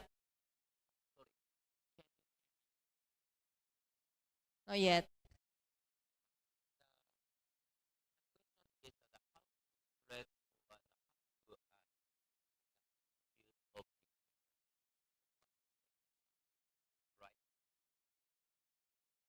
This is a question. Yes. Is there any limitation on the concentration? I see. Yeah. Sorry. The concentration is that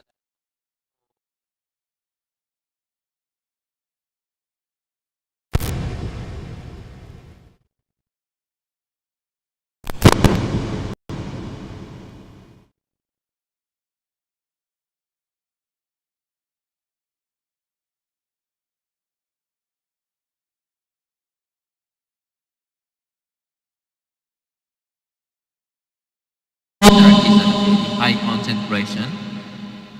Solid water is at a high concentration. And the shower water is at a very low concentration. But average is at a 200 is acceptable. Can you hear? Yes, the last one we can hear. Does that your answer your question? Here. Okay. Okay, thank you, Professor Imai. Thank you. Dr. McLean. Oh, I forgot. I forgot your question. What? Sorry. Okay. My question is, how does applying coupling marine integration methods help in understanding climate change and marine resource conservation? Can I use an example of Lake Buyan again? I'll use an example of the lake. Okay. For instance, if something is installed in the lake, a probe or someone measures that lake, like 5 or 6 variables, say nutrients, dissolved organic matter, and that becomes a routine of monitoring or doing research or writing a paper,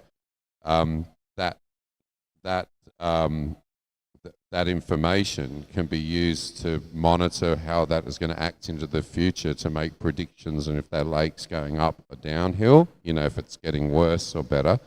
But on the side of, if you say introduction to carbon dioxide into the atmosphere, the more you can control the off-gassing, the more you can keep the carbon dioxide out of the atmosphere by lowering it, then that'll be carbon negative, right? So that's what, say, the Indonesian government would be promoting, would be, monitoring, what's that? Monitoring the carbon dioxide. So it's a good thing for the climate, and it's a good thing for the national agenda in almost every country now. So basically, by coupling the different measurements in the lake and monitoring, will benefit the lake if it's put into a management plan, just like the what is it called, like the septics. That'd be a way to go forward. Same with the plastics. I mean, if they were integrated into that chemistry, chemical project or the hydrological project, then it would more than likely benefit the water quality. Is that what you meant? Too much or too little? I think that's enough. Thank you. Okay, thank you for your question. And we can see here one question to Dr. Tika from the chat room. Is it any possibility to synthesize PHA in the lab instead of isolating it from bacteria? Okay, thank you for the question. Can you hear me? Yes, clearly. Okay, thank you very much.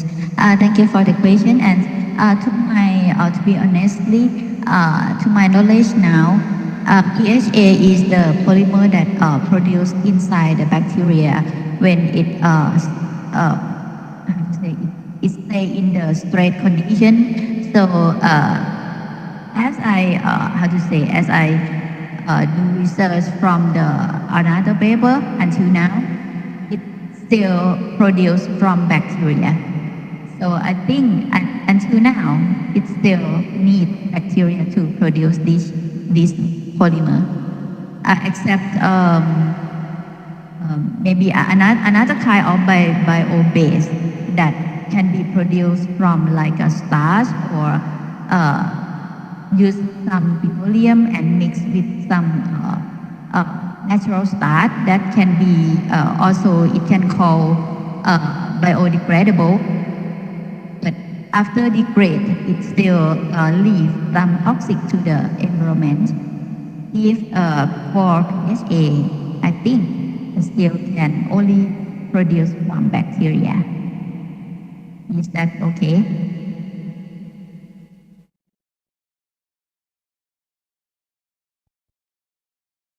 Okay. Yep. Thank you. I have one question for you, Dr. Tika. Now that your new bacteria, the last one, I forgot the name, is with that bacteria, is it possible to reduce the cost that, as I hoped before, that your green plastic will conquer the synthesized plastic one? You mean that is there any way to reduce the price? Yes. Yeah. Actually, I am trying to reduce the cost of for the production. So it can do in many ways. Like yes, we use the very low price of carbon source, that is crude glycerol, that is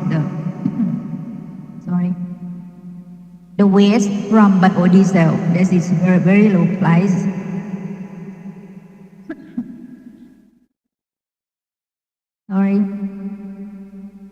And another one is try to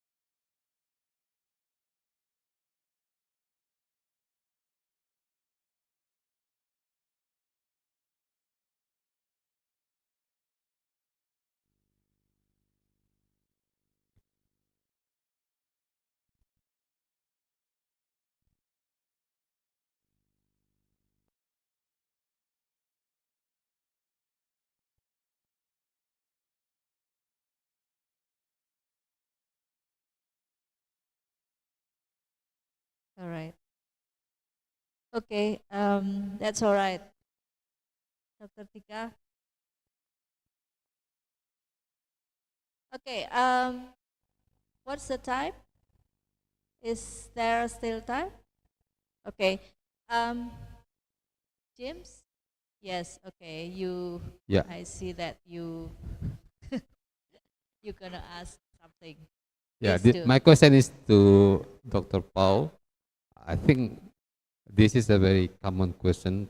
I don't understand yet what is the blue carbon meaning is. So can you explain a little bit about that?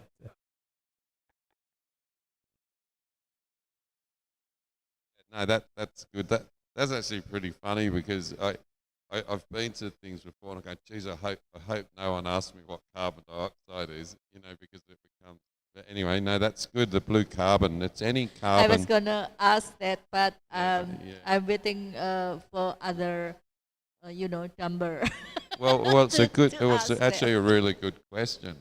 Because and it's well, blue carbon is like what is it? Look, well, they just put the blue in front of it like a few years ago. It's like global, for me, it's like It says blue energy. it's a No? blue carbon is blue is the marine, and it's any carbon that's stored inside that land interface. And ocean interface. So blue carbon could be carbon locked in the soils in mangroves. It could be the carbon in seagrasses, the carbon that's being, absorbed by the mangroves, atmospheric carbon. But for me, when I started studying carbon, there was no blue carbon, but then they put a blue in front of it.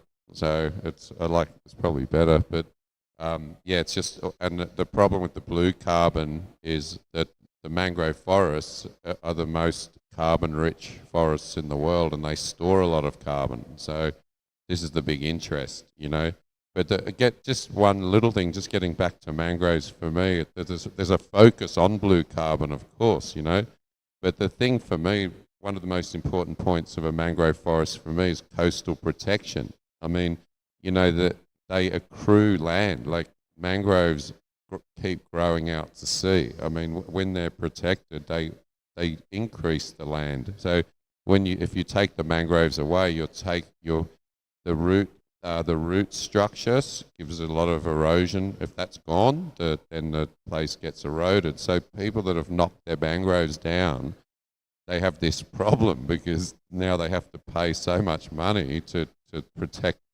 the ocean. So with mangroves there, you can't really live in a mangrove forest. It'd be pretty hard to live. So it seems like space wasted, but it's a bit of a dilemma, really. I always think, if you don't use it, you lose it. I mean, there's ways that the area has to be used. Unfortunately, with the mangroves, when they're destroyed, getting to the blue carbon again, is when they're taken away, or there's shrimp farms or something put there. Sure, there has to be industry.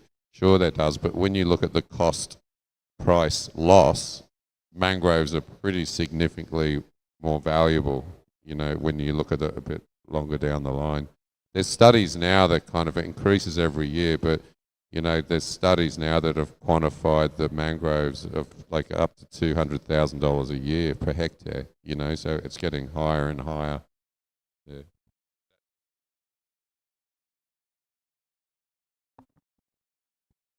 Okay, just one more question. It was really silly, actually.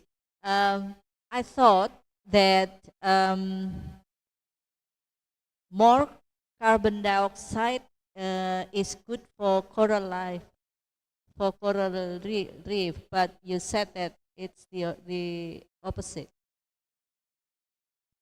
Yeah, if you look at say for instance, if you look at like a mangrove, let's say a river and a mangrove area, when after a flood, like that brown water that comes out into a coral reef, of course it will smother the coral reef, but if it's high carbon dioxide, well, that's two examples. One is that carbon dioxide makes the ocean acidification, which can highly damage the coral reef. But also fresh water is very damaging for coral reef too. Like fresh water is like very damaging, and people don't look at fresh water as like a pollutant, but it's actually pretty dangerous for a coral because they need the salt water. And a lot of the times the fresh water is super saturated with carbon dioxide. So no, so a coral reef environment would be like really kind of pretty low nutrient, you know, like high salinity, you know, like 35 parts per million or whatever it is. But yeah, is that? Some corals are more resilient than others. Like if you went to Bali and went to somewhere where there's a river, like maybe around Sanur somewhere, Sanur Reef, you'll see there won't be a large variety of corals. There'll be like one species or two, you know, basically everything that stings you lasts the longest. You know, the real heavy fire coral thing, they'll be all over that reef. But yeah. Okay, so it's from the acidification. Yes. Yeah. Okay. Okay. Thank you, Yantima, for your answer. Okay. Let's applaud for the three speakers. Incredible speaker, speech and presentation. I'm sure that you get the worth of your time listening to the presentation. Okay. Once again, thank you, Professor Imai, Professor Dr. Tika, and Dr. Paul Macklin. Big applause again, and I return the time to our MC. Yika, it's yours.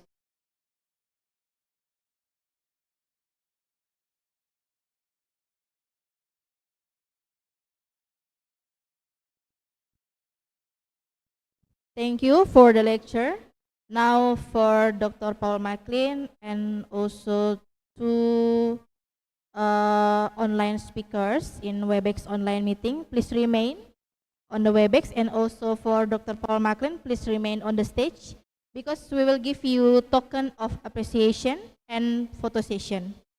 And this certificate actually will be given by our head of Department of Chemistry, Dr. Idayu Gede Widihati. Please come to the front. And also Dr. Paul McLean. And for online speakers, we have certificate as in the sharing screen.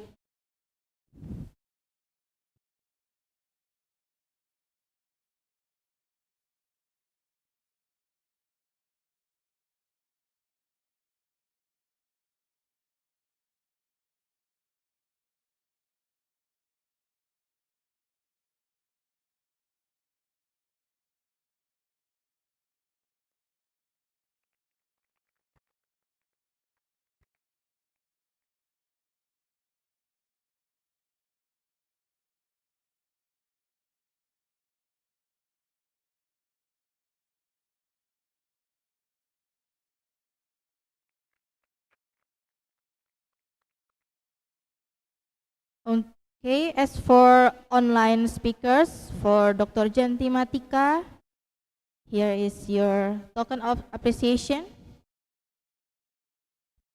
And also for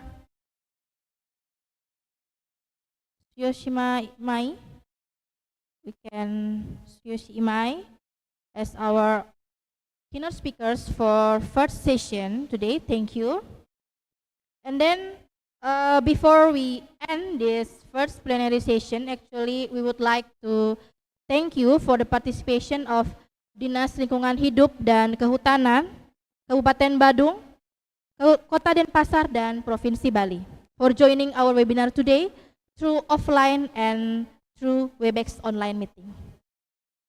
At the end of our first plenary, We would like to invite our audience to enjoy the reserved lunch before continuing to the second plenary at 12 o'clock. Thank you.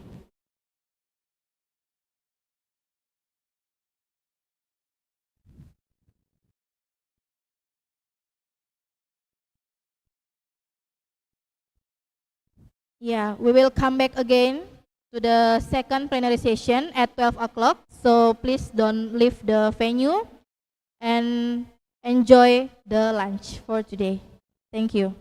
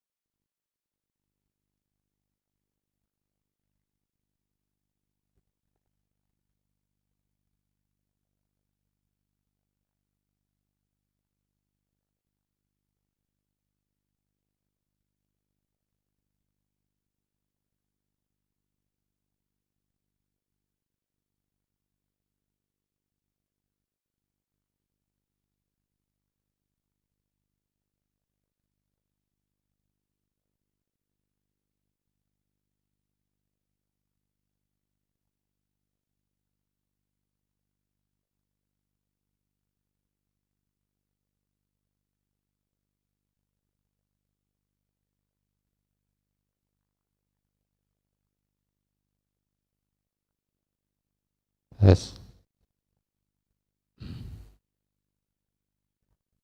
Bapak Ibu yang masih di luar sama mahasiswa yang masih di luar, supaya kita memulai sesi kedua kita, mohon supaya masuk.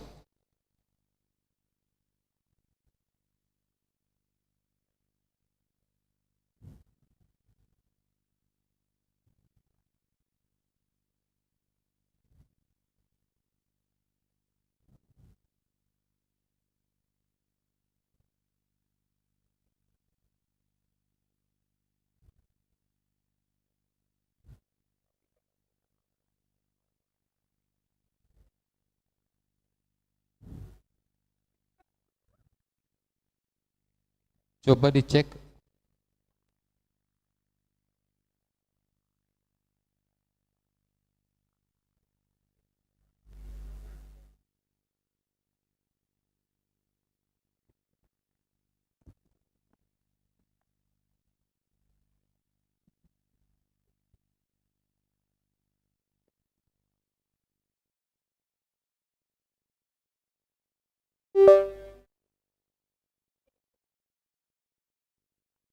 Alright.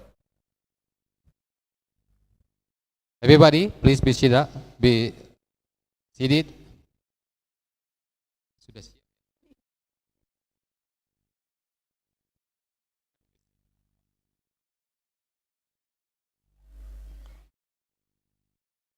Alright. Good day, Dr. Hui Tan Fo. Is it right? Please correct if I am wrong. How do I call you, your name? Dr. Hui or Dr. Fo?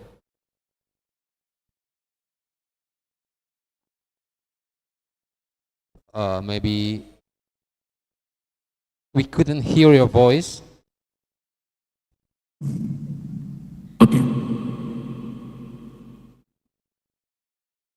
Okay.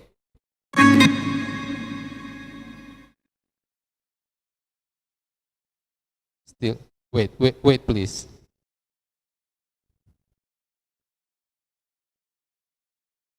Sudah? Please unmute your computer, please. Your voice. Can you hear me? All right, it's clear. All right. Thank you very much, Dr. Hui Tan Fo, PhD, for being with us today. Thank you for your time. We'd like to start our session, second session, I mean. Before your talk, I would like to introduce yourself to the audience on site and offline. Okay. On the screen, you can, the audience can see the profile of Dr. Hui Tan Pho. He's from Vietnam. Wait.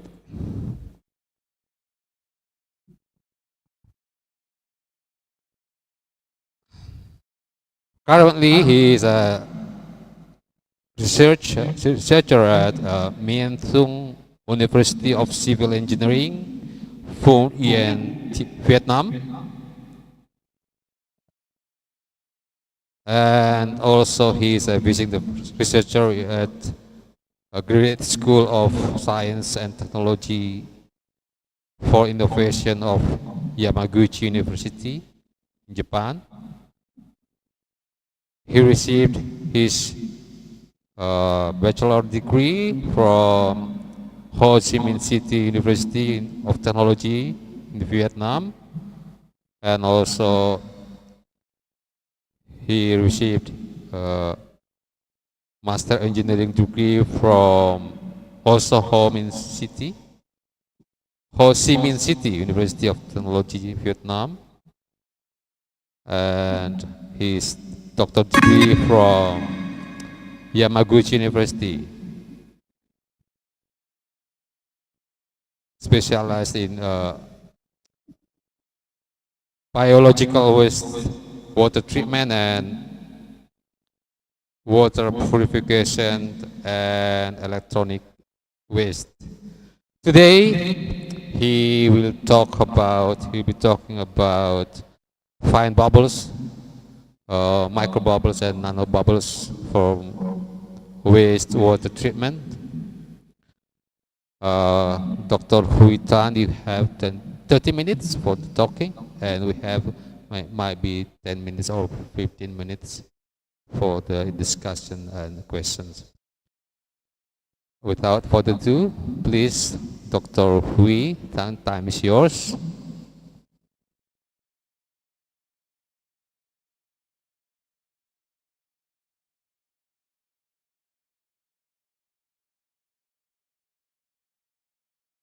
Please unmute your. We couldn't hear your voice again.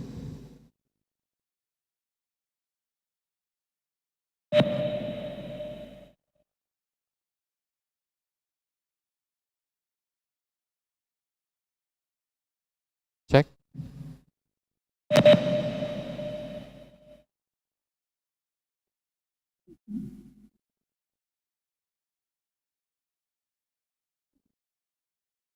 A moment, please.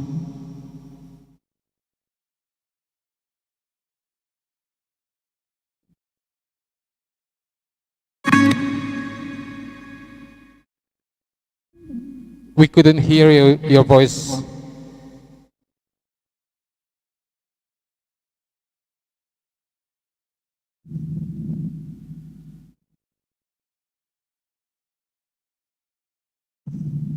Được chưa?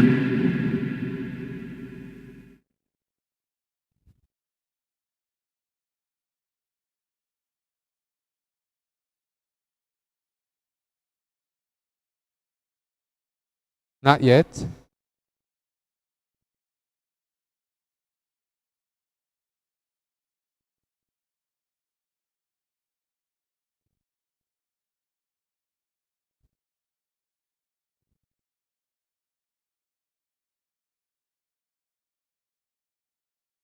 You are still mute.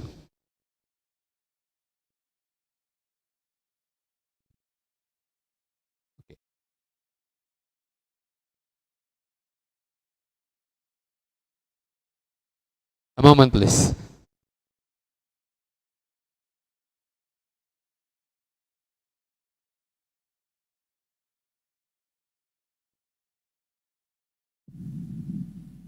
It's okay now? Yes, yes. Is it, yeah, it's clear.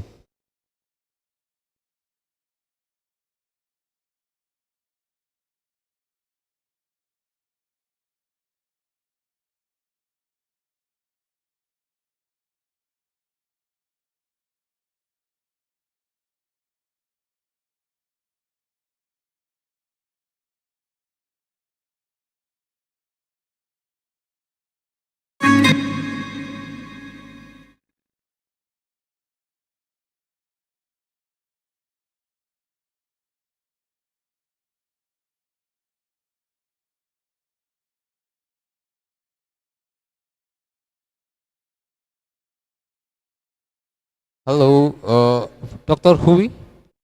I'm so sorry. We couldn't hear your voice again.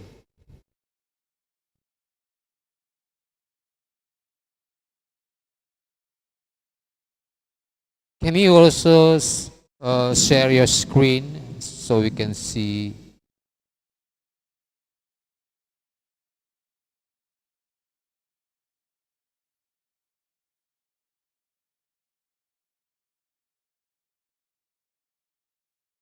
You hear me? Yes, yes, very clear.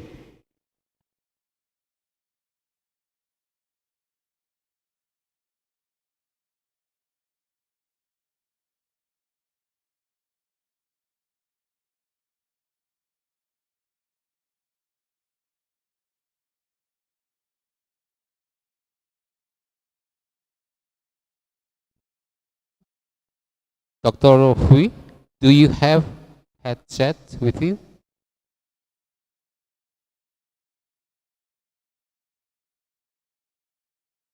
Dr. Hui, you couldn't hear you again. Do you have headset?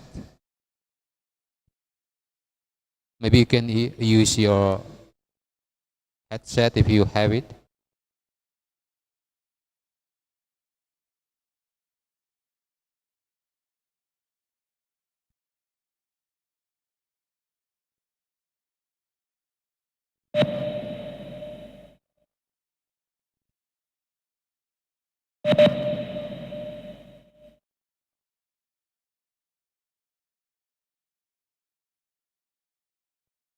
We are missing your voice.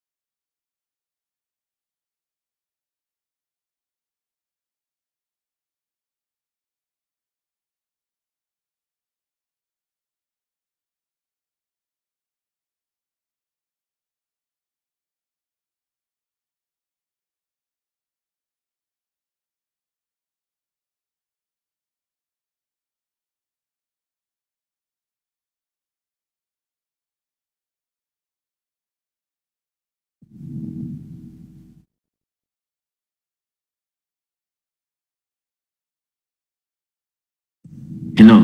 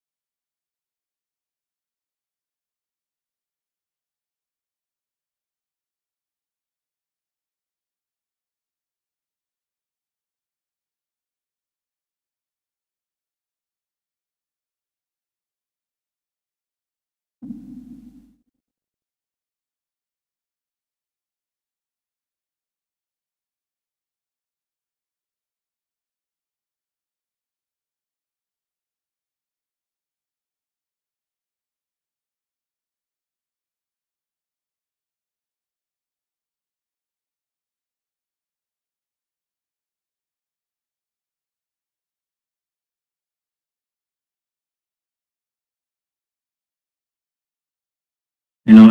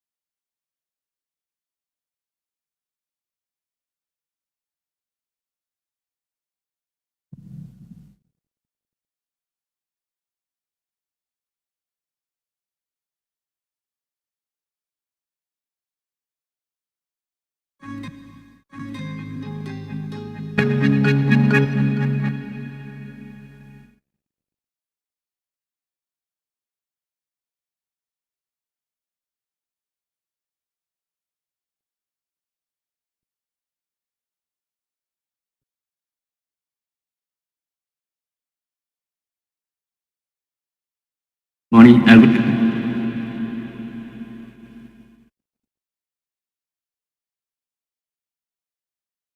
All right. We can hear you. We can hear you. Hilang lagi.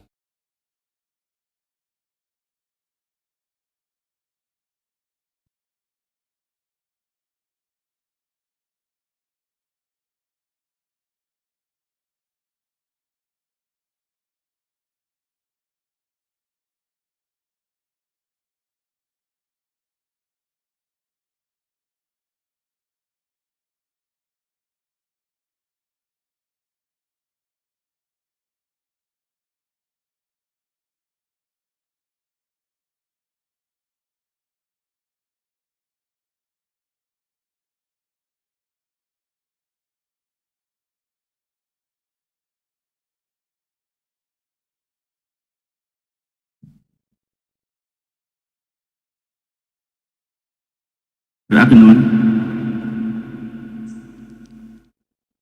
Yes. My friends, I share the brain.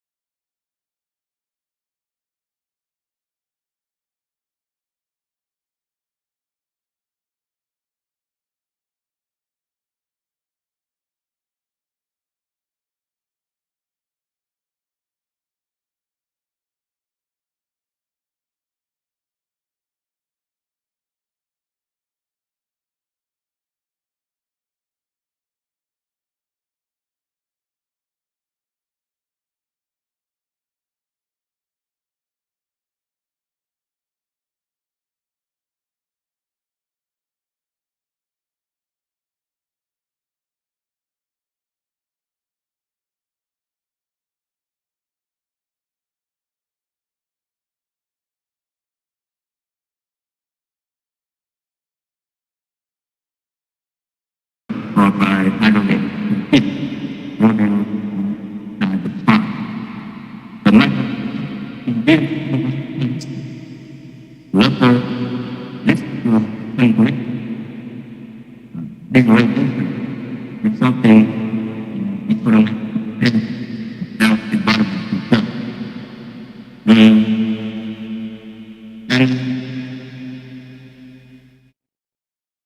now I have to begin the background and to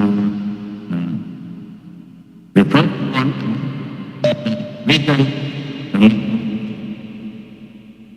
indeed significant concern for diversity to process material and food.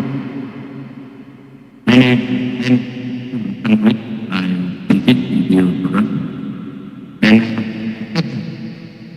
the process for and act the have really taken. For example, it has hidden for 7,500 kilometers of pile of methane. And the third, for example, in development the pile facility is set there in increasing on the top. I'm not going to spend a lot of resources for repair and maintenance in the future. And also, the simple indeed of material and rapidly structural destruction. And to introduce it of the revealing in the sewer effect. I have please thank for coming to this person in the construction material in here.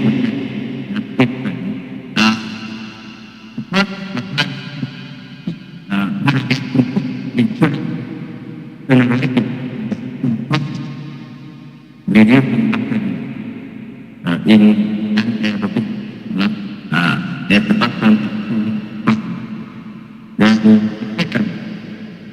the process of acidification of concrete surface due to hydrogen sulfide gas and the process of oxidizing material we call the SOP in one.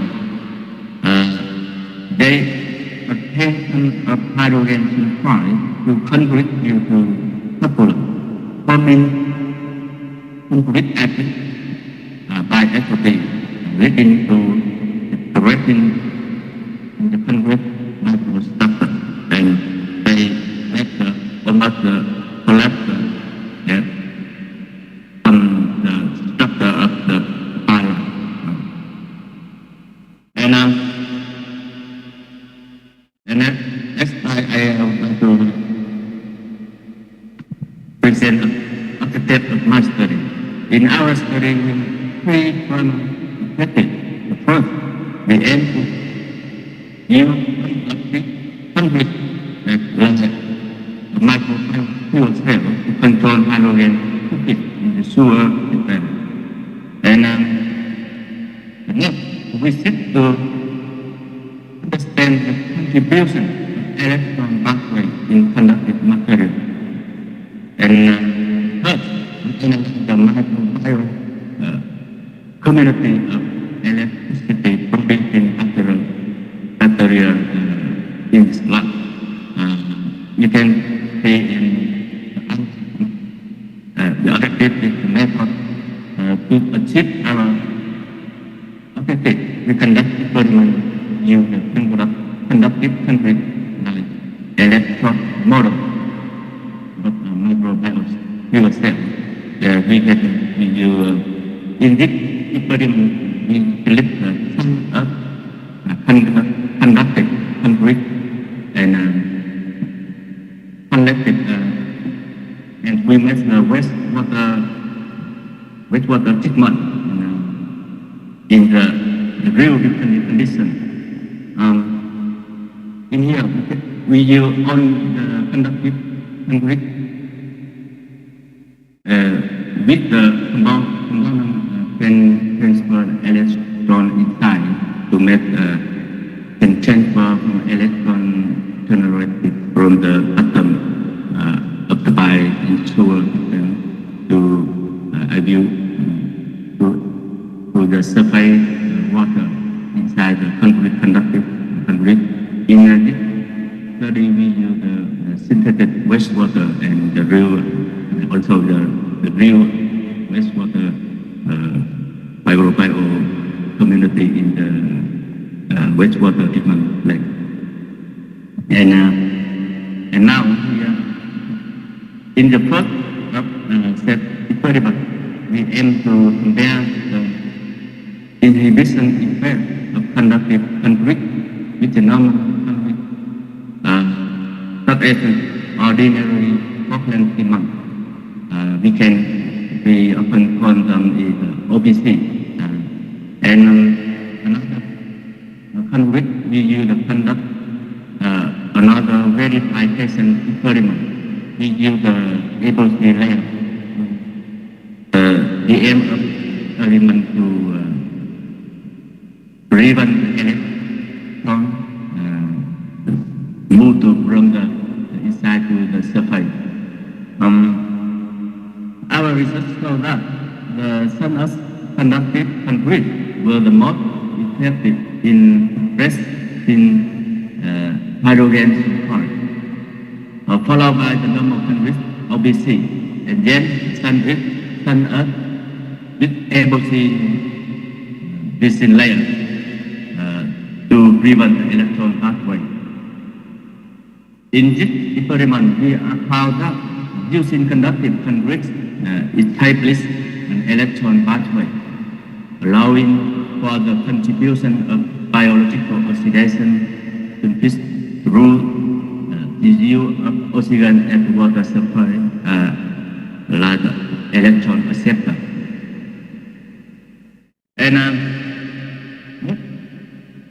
experiment we conduct in our study, our goal was to determine the different microbial species present and are absent in relation to the presence of electron transfer pathway.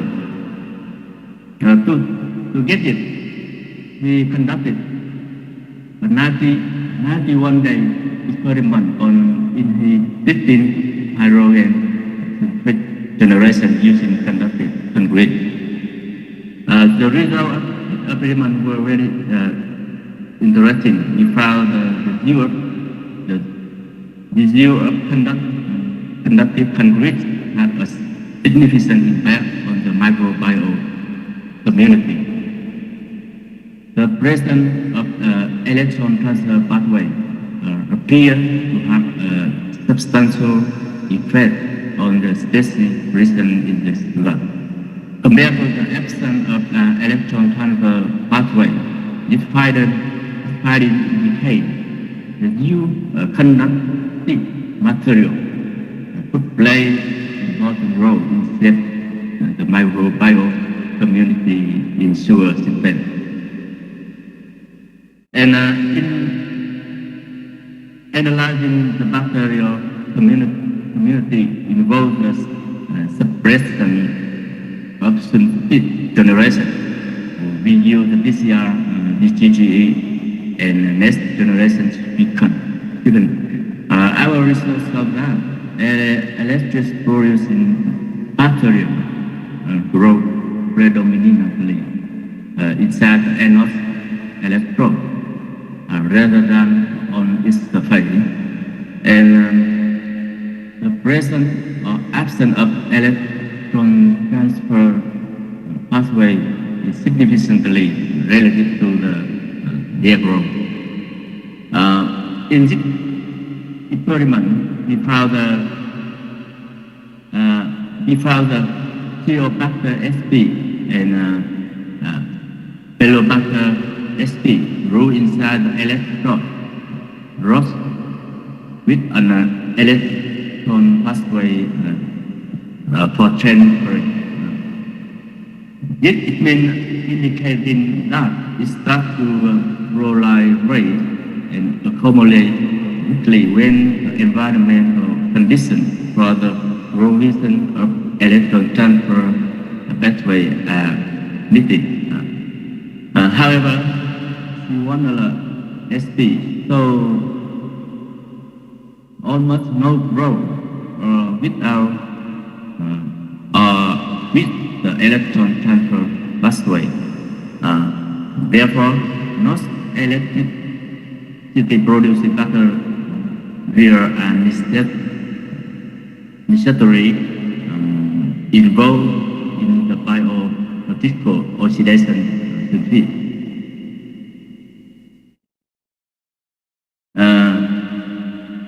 In summary, we found that conductive concrete can control the build-up hydrogen sulfide in a sewer system. This is because it acts as a pathway for electrons and use oxygen near the surface of the water to remove hydrogen sulfide. This finding could have important implications for the managing and maintenance sewer system. So it is my presentation today. So at the beginning, I had a lot of time to start with my presentation. I'm very sorry about that. Thank you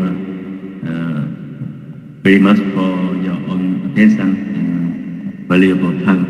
I had time to hear my presentation. Thank you very much. Thank you very much, Dr. Thui, for the nice talk. Now we come to the ask and question session.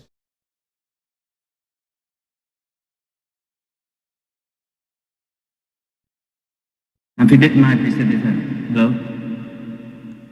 Is there any question, please? You can just state your name and give your question to Dr. Hui.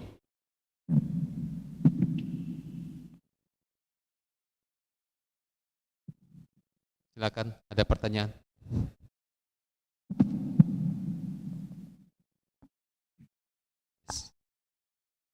Yeah, there is one question from our department, from Dr. Widihati, please.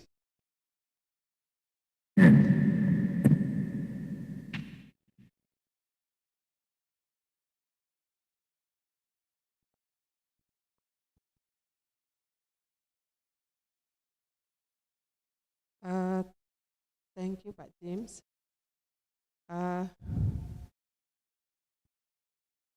My question is, what kind of bacteria that can suppress sulfide generation?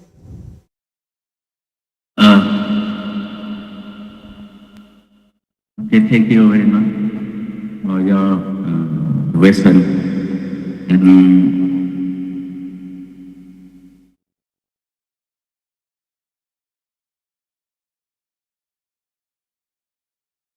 Yes, with the experiment in this study, we found the Theobacter sp and Pelobacter sp. They grew inside the from the sample of wastewater treatment from the they very common in the sample of the wastewater treatment plant. So when we combine with the synthetic sample, and after that we have to analyze, we found two kinds of bacteria. It's the Theobacter sp and Pelobacter sp. They start to proliferate and accumulate weekly when the environment condition for the provision of electron transfer pathway they develop to increase when we do experiment. Another experiment we found the Sewanala SP, so almost, but not depend on they also the electricity produced in bacteria, but not they related to our result. So that is my answer. Thank you for your wisdom.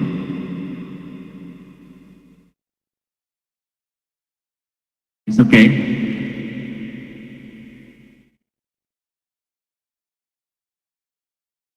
Another question, Dr. Hui.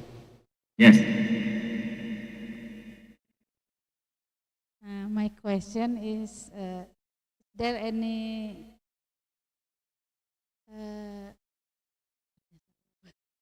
cooperation, combination about the influence from the concrete, conducting concrete, and from the bacteria? How much the contribution is the concrete more have more contribution or the bacteria? Yeah. Is it the conductive concrete is more contribute to the suppression of the sulfide? Yeah. Okay.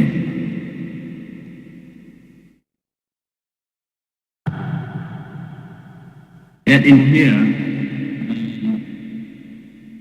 in this study, we take the wastewater sample and we combine with the conductive concrete. It means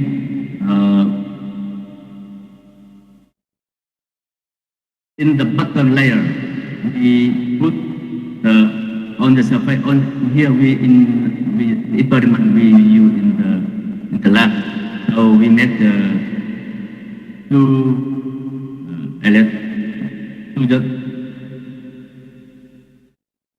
we made the conductive concrete like that, and on the surface of the conductive concrete, we cover the wastewater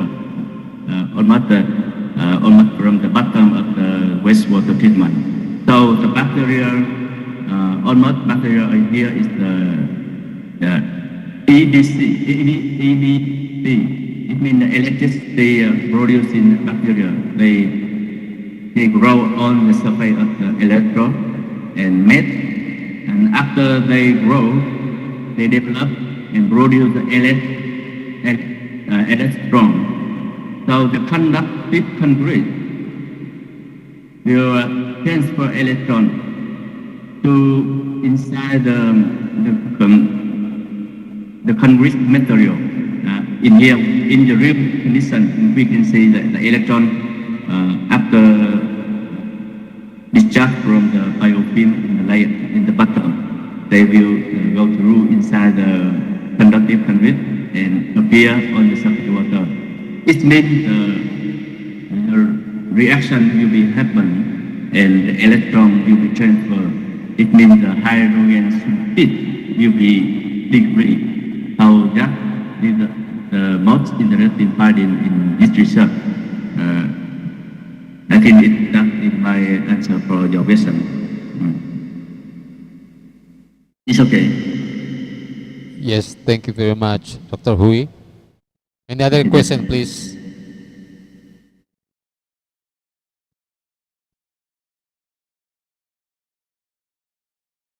From online's audience, is it any question?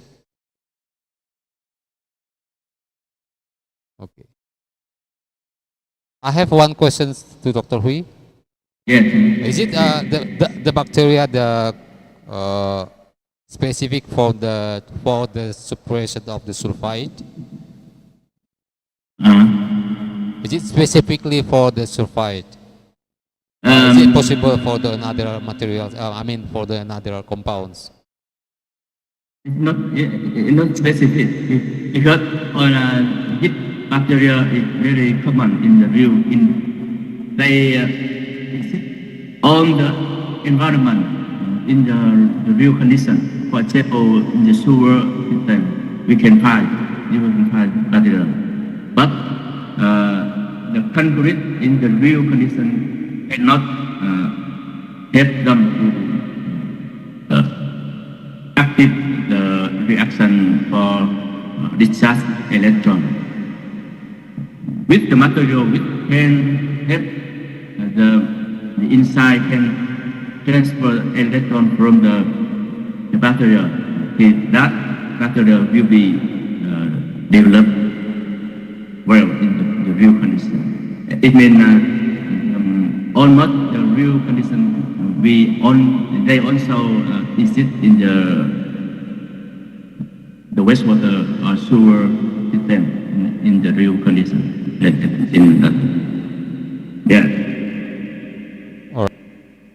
Thank you for the answer. Any other questions? Thank you. No? From students, maybe?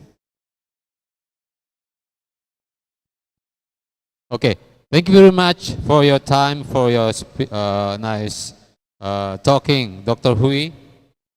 Yeah, thank you very much. We are so sorry for the technical problems. Yes. Not sorry. Now we will give time. I will give time to our department head to present the special tokens for you. Thank you very much. Through online. You can see on the screen the certificate for you. Thank you very much. We really appreciate your time and your talking today. Again, thank you very much. Thank you. I'll give an applause to Dr. Hui. And I would like to end and give this time to our master ceremony.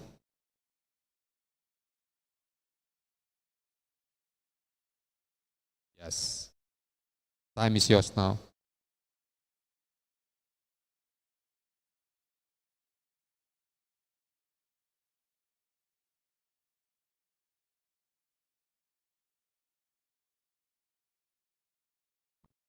Thank you, Dr. Hui Tanfo, and also Dr. James for the final plenary session. Thank you for all participants also through all the difficulties about our technical problem, but we can solve it actually. And then for the last session, actually, we are finished to do this international webinar. So after the lecture that we've been participating from this morning, now we are in the last session of this event. On behalf of the committee, we would like to thank you for your participation in this webinar. Also, we apologize sincerely to all of you for the inconvenience during this webinar. See you on the next event. Good afternoon. Om Santi Santi Santi Om. Wassalamualaikum warahmatullahi wabarakatuh. Shalom, Namo Buddhaya, and best wishes for all of us.